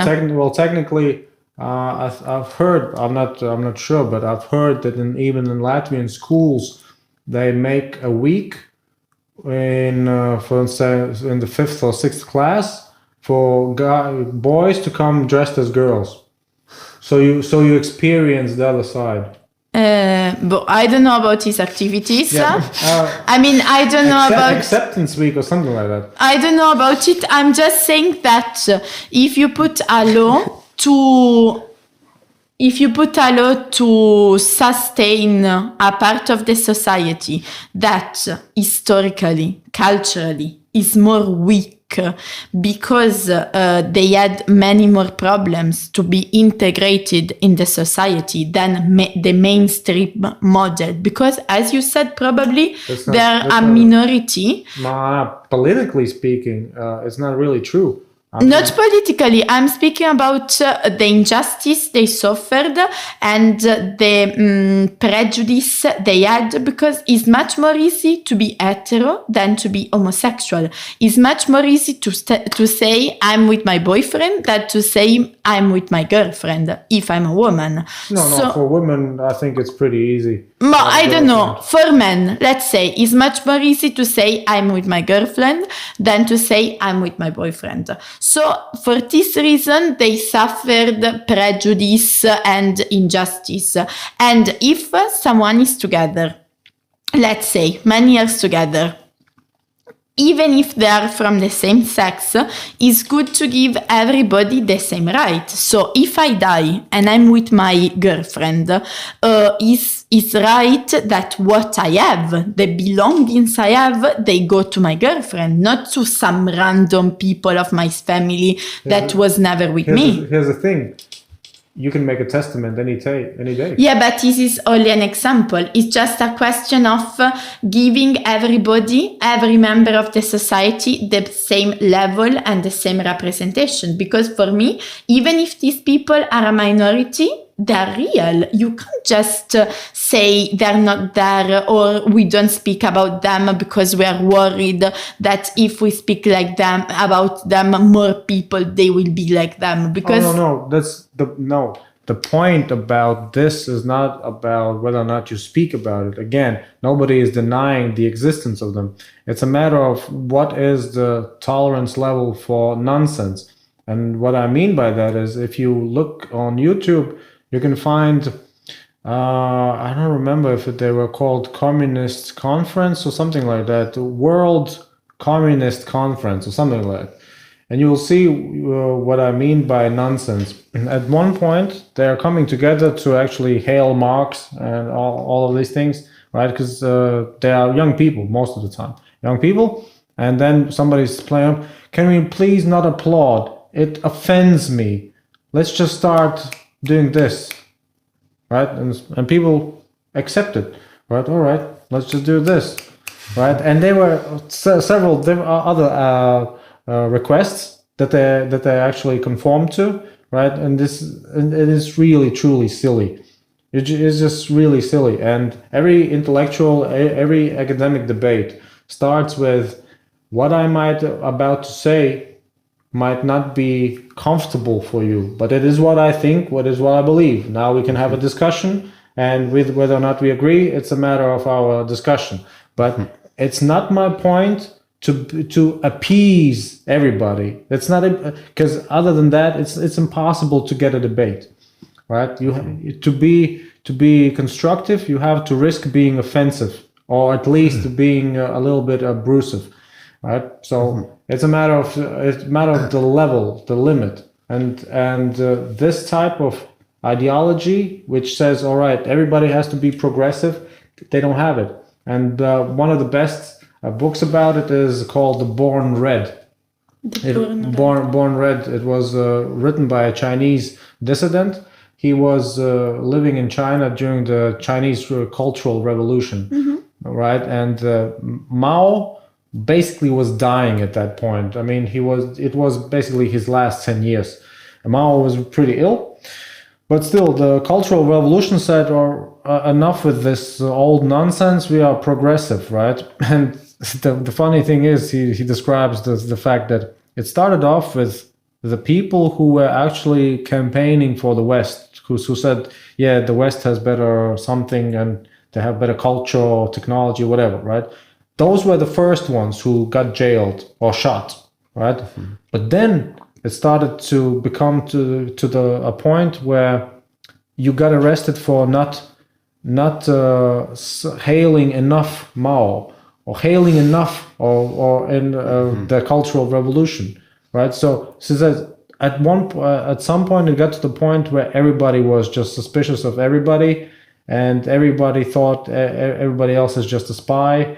And everybody wanted to cut each other's throats, because it started off with, yeah, you wanted to bring in the West, we arrested you.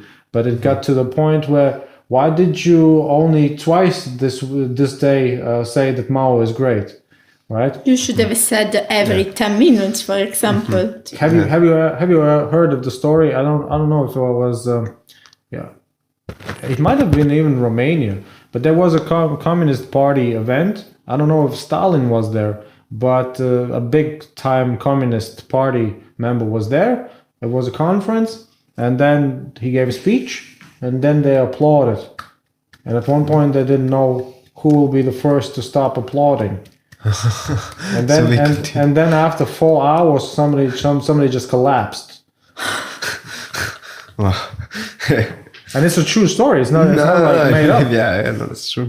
Ideology is After 4 hours of uploading. ideology is a real thing, and the 20th century showed that even progressive think, because here's the funny thing: Lenin was progressive in theory, right? And there's the story of I think she was an anarchist in America.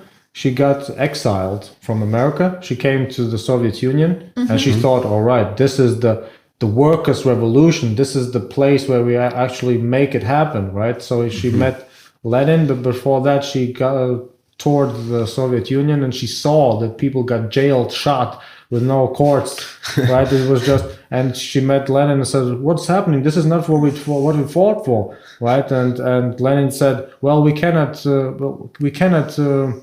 give our attention to these negligent things, right? We need to move on." Yeah, to progress. And so that's why there's a saying: revolution, it's kids. It's kids. It's kids. It's children. Yes. Revolution will eat its children. And so that's the thing. There's always been different sexualities, but there's always also been the tight grip on whether or not something is meant for procreating and creating the society, meaning increasing its number, increasing its potential, or maybe not, right? And nobody has denied that, but always societies have wanted to keep a sort of a distance, right? Because, that it is happening, but let's just not really discuss it that much because it's no use. To avoid demographic issue, and I don't know if it's true or not true, but I think it's for religious in some country, because it's like in Italy, it was like it was unimaginable for the Christians to imagine like two men or two girls together, and after I think maybe there are some people that are scared of democratic issue, and that if half of the people of the world are gay, after they will know the following generation and the society can increase its potential. Technically, you could actually put all the discussions aside by making real experiments, but they would be against human rights. Yes. Yes, and I think we shouldn't do because we are a bit human, no? In any case... Well, look at what's happening probably in some type of China or other countries, or North Korea, right? Yeah. Avec the Yugiris. Yeah, but anyway, I think that... I believe that apart from any kind of discussion about demography, about religion, about what was in history, everybody should be able to express himself and to decide what he doesn't want to be. So the state is a representative state. The state shouldn't be there to decide for you, either if you can be yourself or either if you can't be yourself. Oh, all right. I think I get to your point, but then again, what I'm saying is this: you have a society. It's made up of different sexualities, different genders, whatever, right? But you can actually, if you want to, you can actually take the society's needs in general and have criteria about what's more pressing. For instance, if you have bad drinking water, right? So it affects basically the whole population. So 100% importance, right? All right, now this topic, education.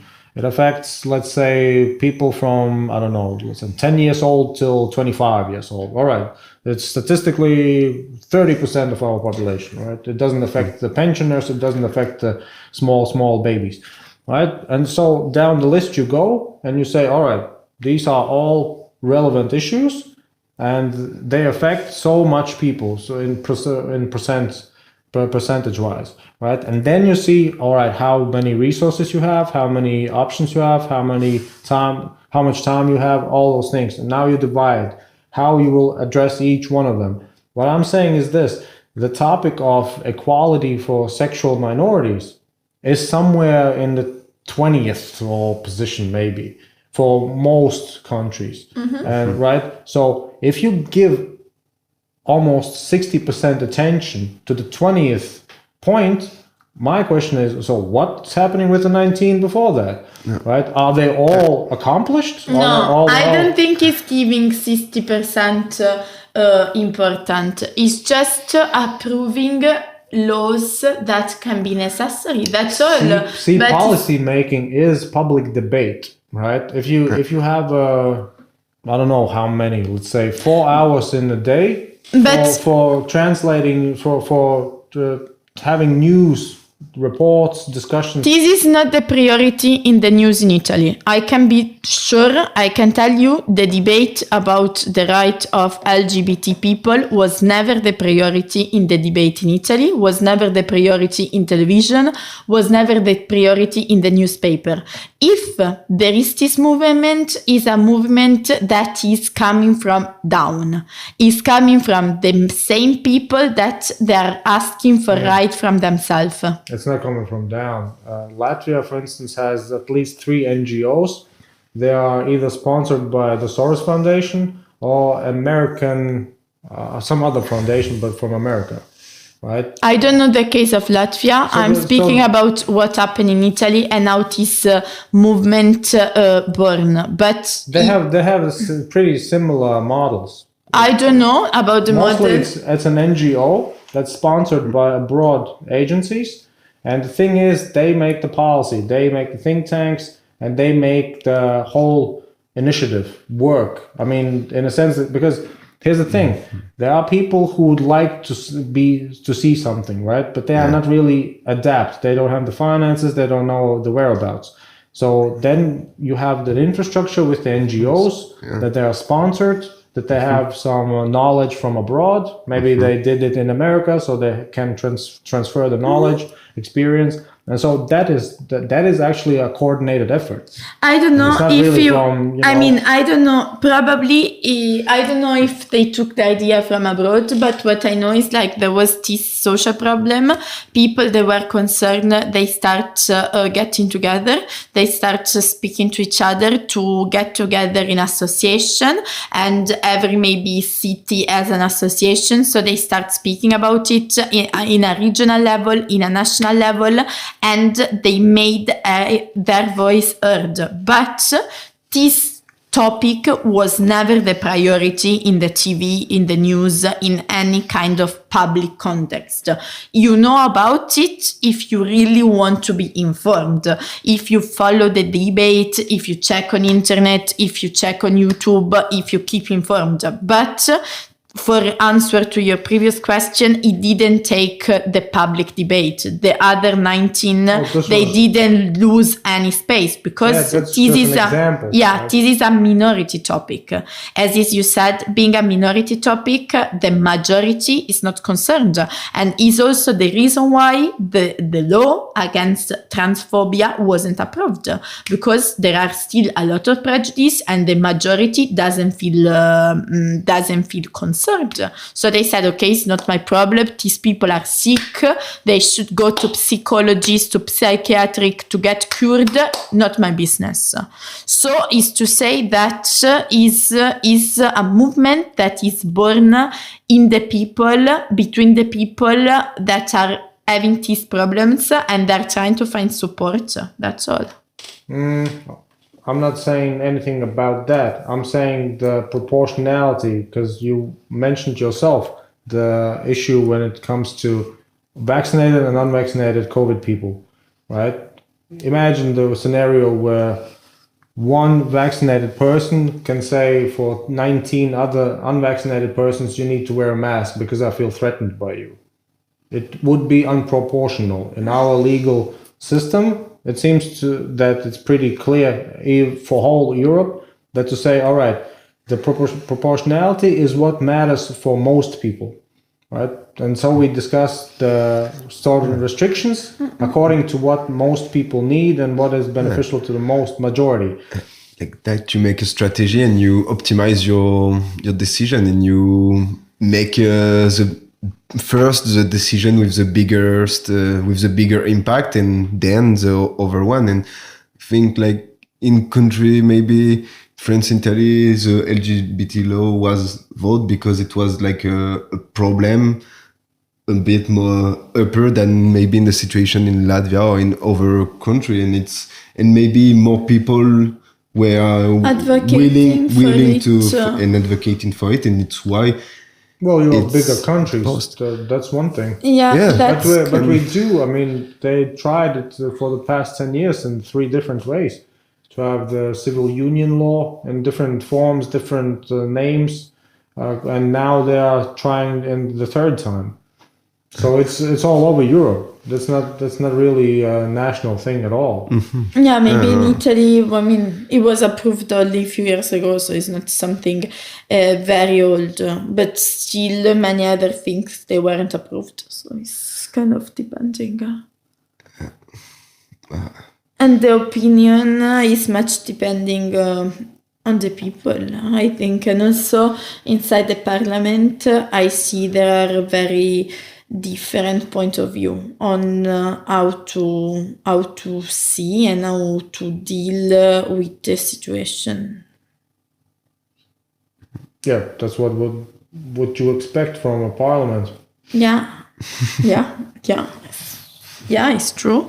But when I think we are speaking about human rights, I would like to see more solidarity. Because when they tried to approve the law against transphobia, it wasn't a law promoting being trans. It was just a law that it was proposing to punish people that they attack, they kill, they insult people for being trans. Yeah, that's the weird thing, because there's a whole different aspect when it comes to human rights, and then giving it a distinction to certain actions. Because if you are human, let's say you are transgender, but you're human, clearly, right?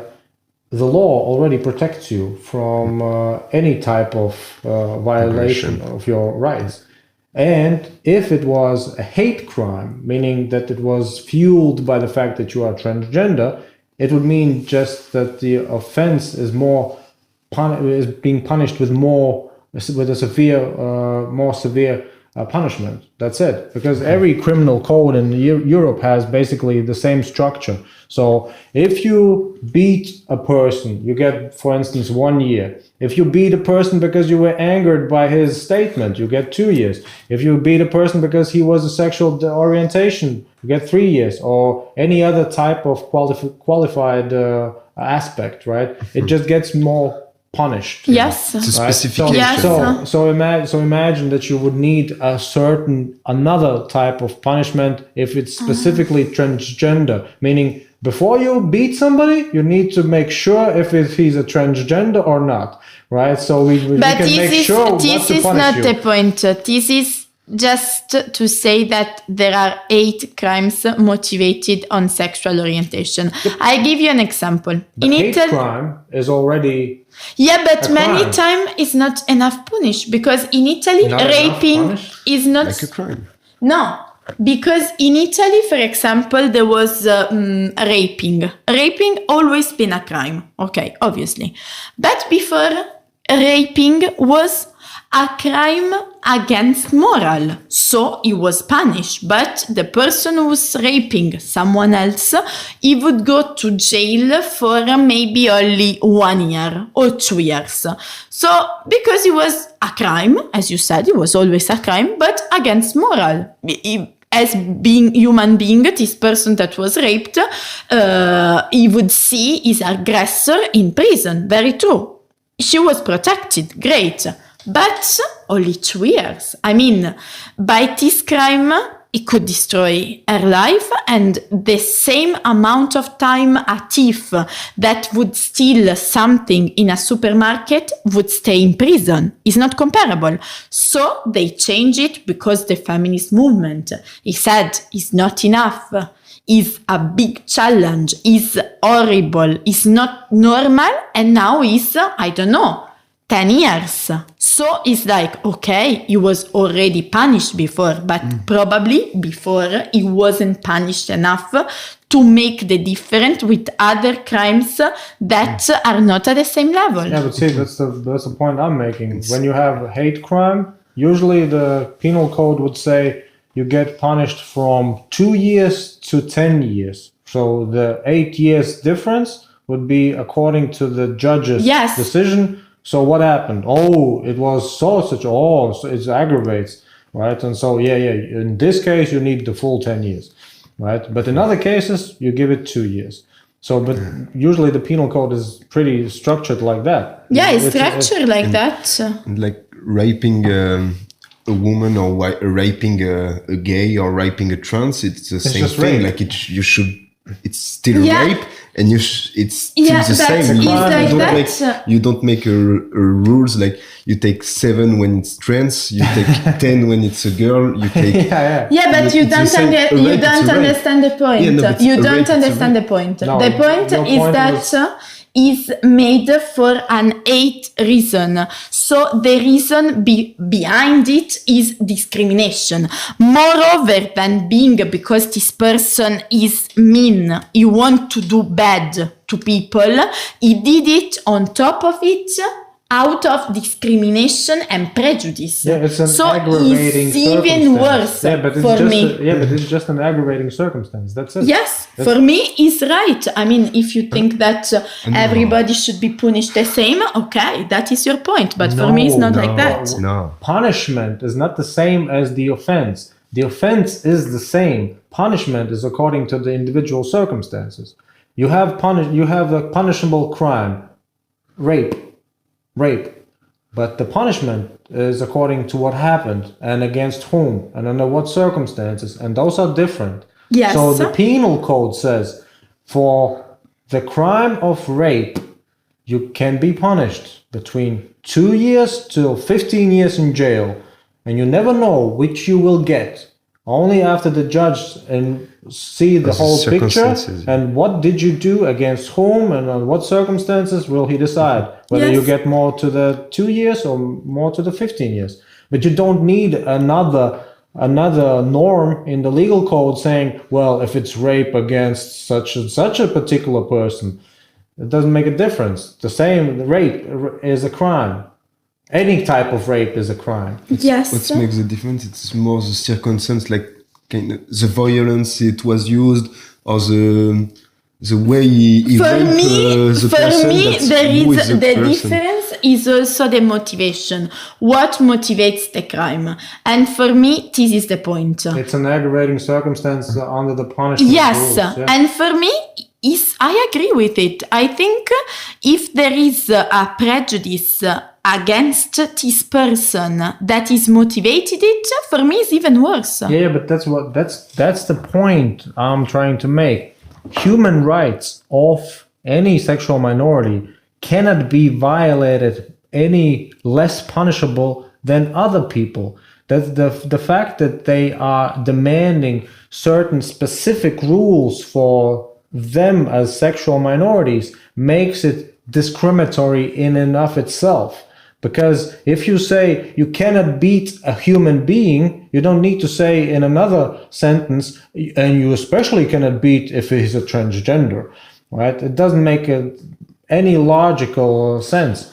I think the You purpose... take that into account only when you do the punishing. That's what the legal system is Yes, for. I think the purpose of this law is to overprotect maybe some people that are more vulnerable. It's called virtue signaling. Sorry? It's called virtue signaling. It meaning that there's a certain type of aspect in being virtuous and signaling your virtuousness, meaning that you are a little bit holier, meaning more important.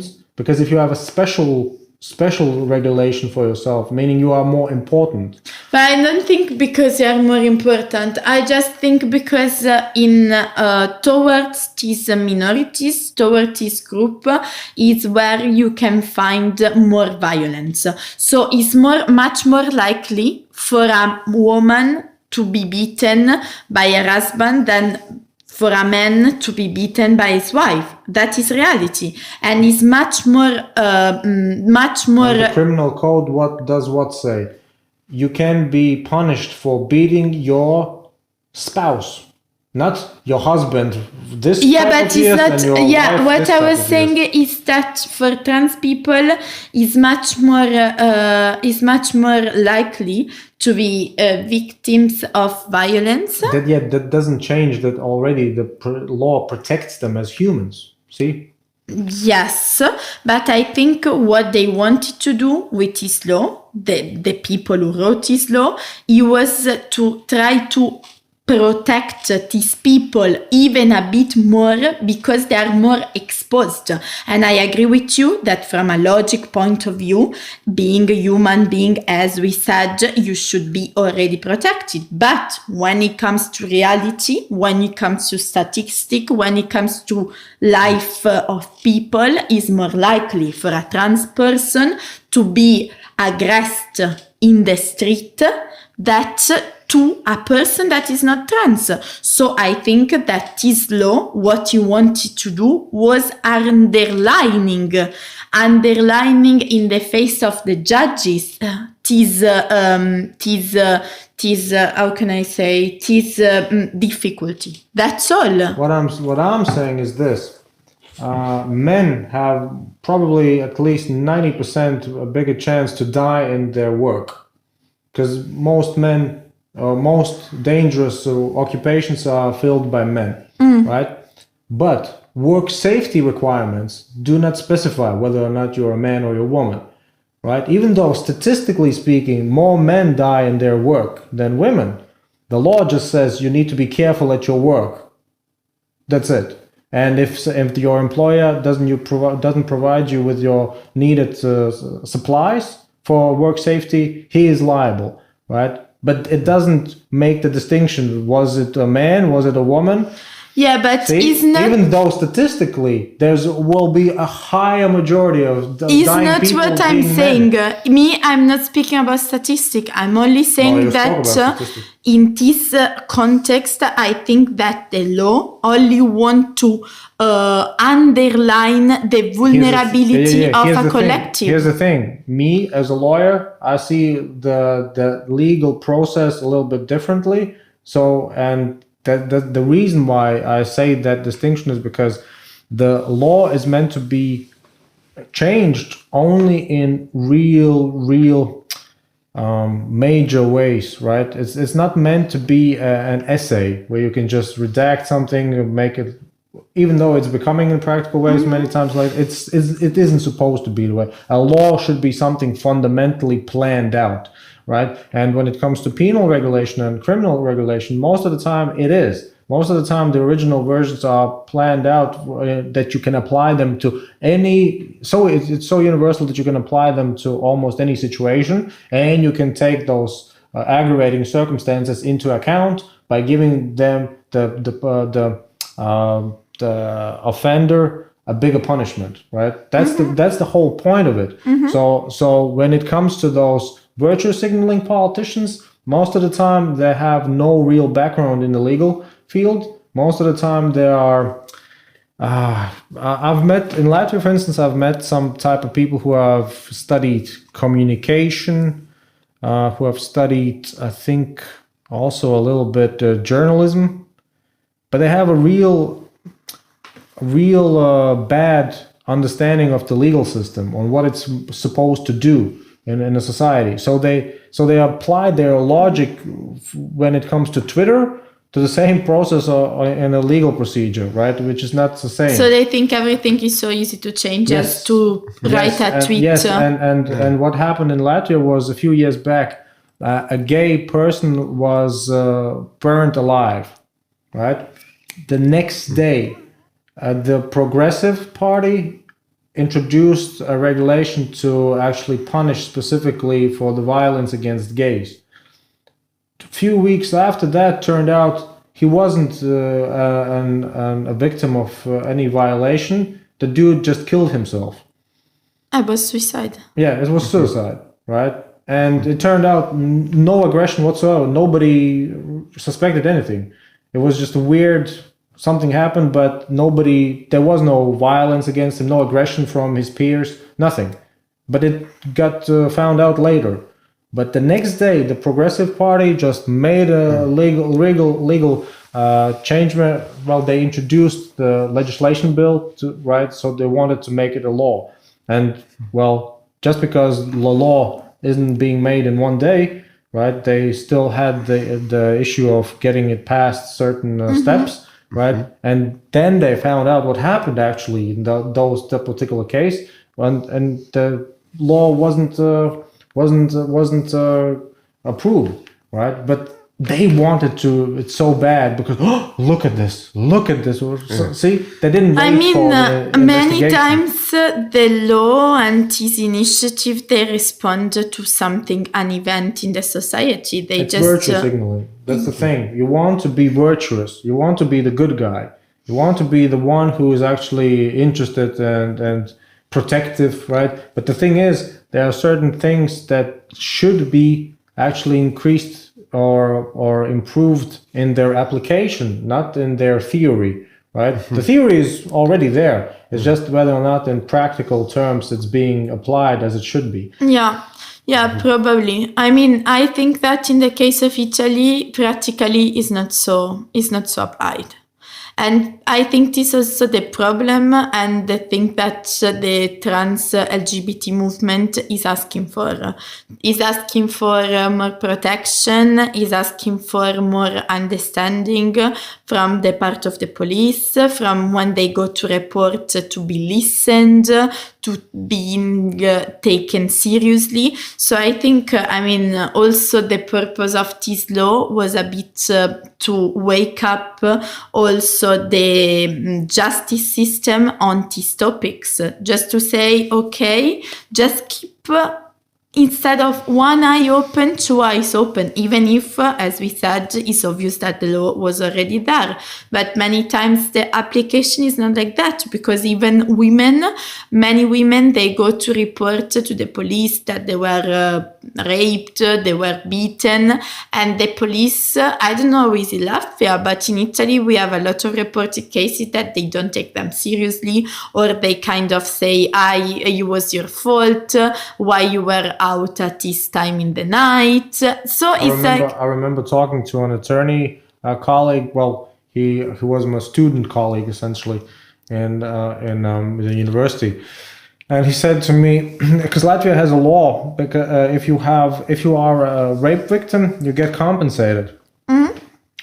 And he says, yeah, well, I had this case. My client, he was accused of raping this woman. And basically, at one point, we confronted the whole situation, and what happened? She was basically saying, "Well, I talked to such and such, and she said if I make the accusation that I was raped, I will get some money."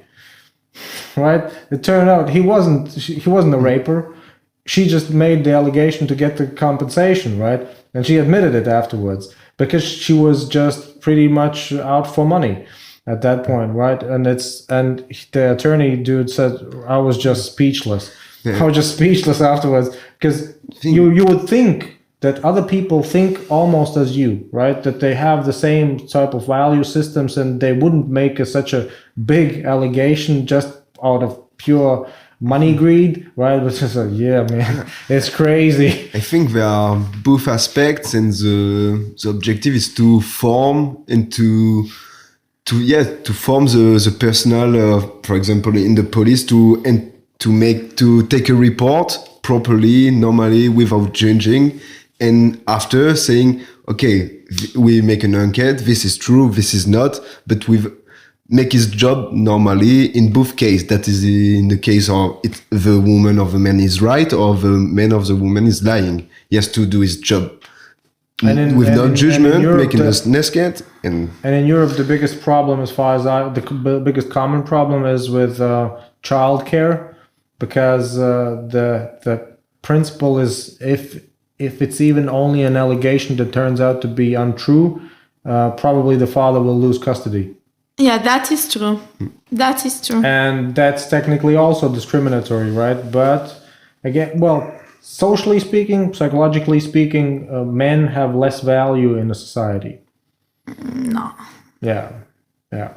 That's no. The reason why it's always save the children and the women is because the children are the future, the women are the bearers of children, right? The guys are the ones who can be sent off to war to be killed.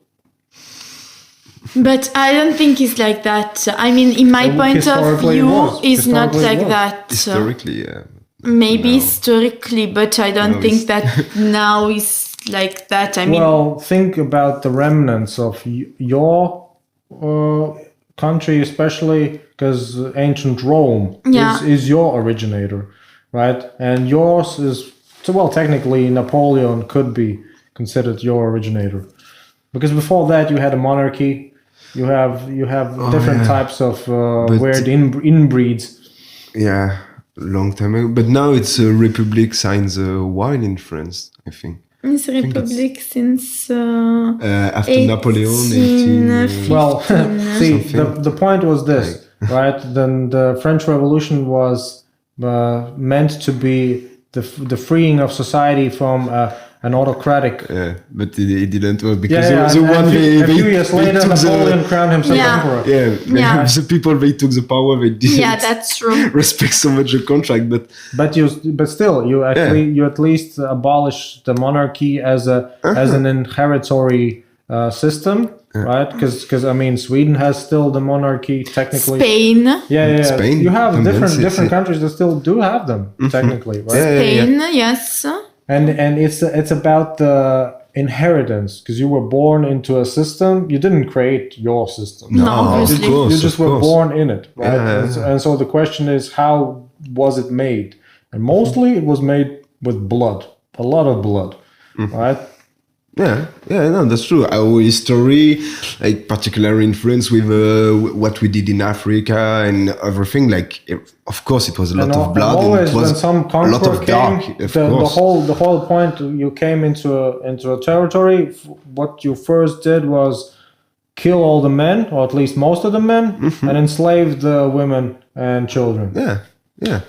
Yeah, And that was throughout history. So maybe if our value is based on that because it's our history and we born on it and we don't control that, we can still be conscious of that and observe a bit how we used to act in society and say, okay, maybe I'm doing it because I born here and I have this history, but should I really act like this?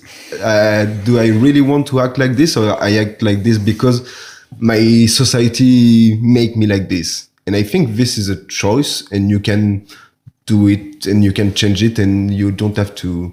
It's not because I'm French and my ancestry colonized all Africa that I want to.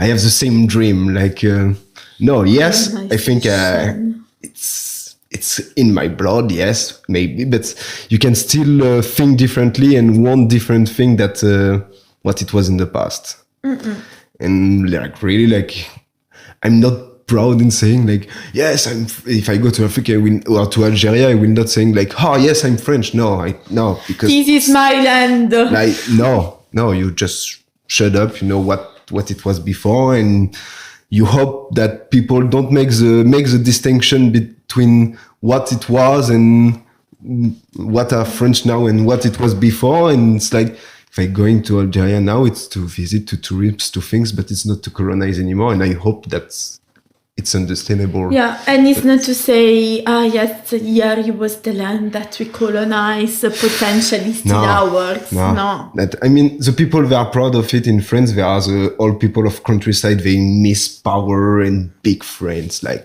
I don't know. I can give you an example about Latvia. Latvia was colonized by the Germans, the Swedes, the Russians in several centuries, several combinations.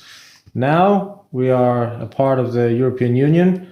The biggest controller of that union is Germany, right? The biggest landowners come from in Latvia come from Sweden and Scandinavia in general.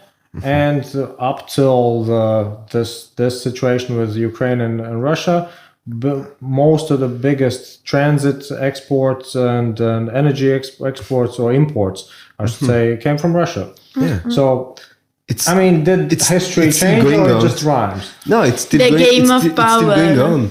but it's not.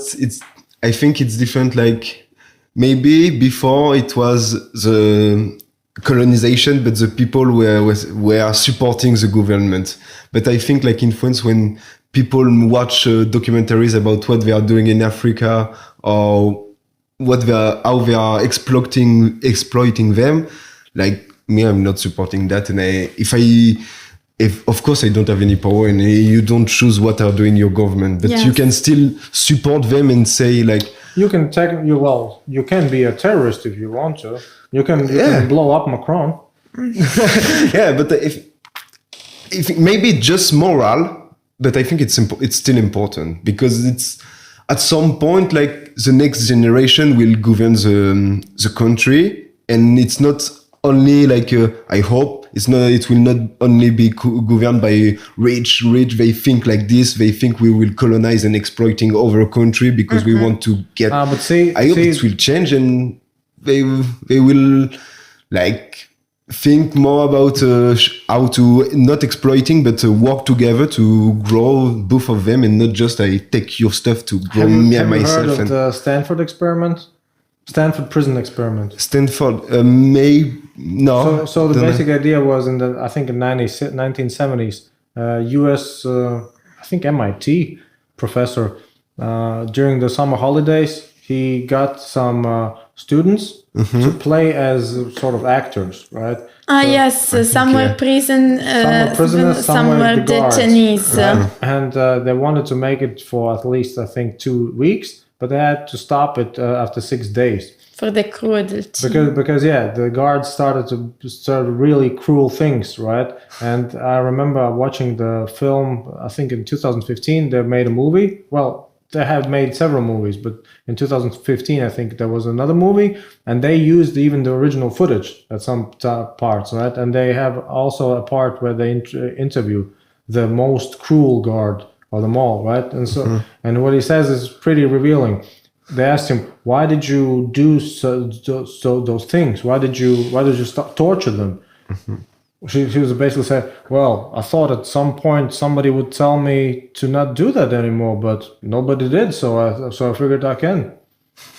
Yeah, it's the point what I was talking about. He has no moral compass. Yeah, he needs someone in authority positions to tell him what he can or cannot do. Yes. So think about it. This was one person. Think about it for a whole society. How many such persons are there? And in what positions they are in? So if you have the authority position to tell somebody to do it or not to do it, it's fine. But if that person who says, "Well, nobody told me I couldn't," I thought I could.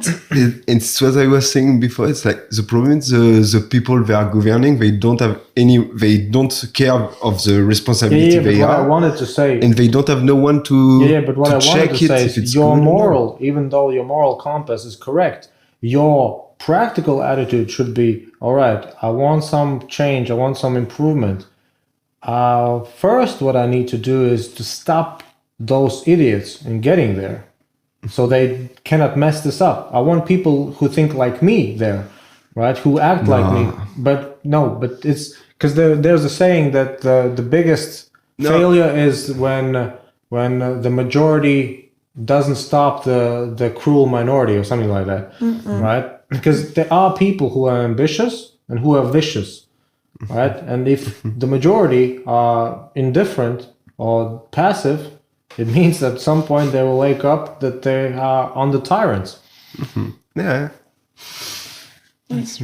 All right, it's getting late. Yes. It was very interesting, but I'm like, oops, I'm falling asleep. All right. Because we traveled, and for me it was a bit tiring to spend all day traveling. I hear you. So, time to go to sleep. Thank you for the podcast. Thank you. Yeah, that was super interesting. Nice. I thought that the discussion would be 30 minutes, and after we spoke about topics that interesting, no?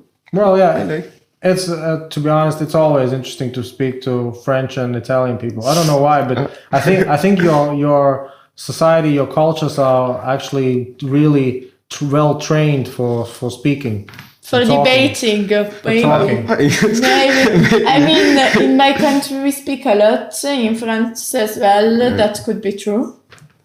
Yeah, no, it was very interesting, and actually, I had the occasion to think about things I didn't think for so long, and to maybe rethink some things I was believing so hard. And to get a new opinion from me Yeah. that it's completely Our different. common ground is opinion. COVID is stupid.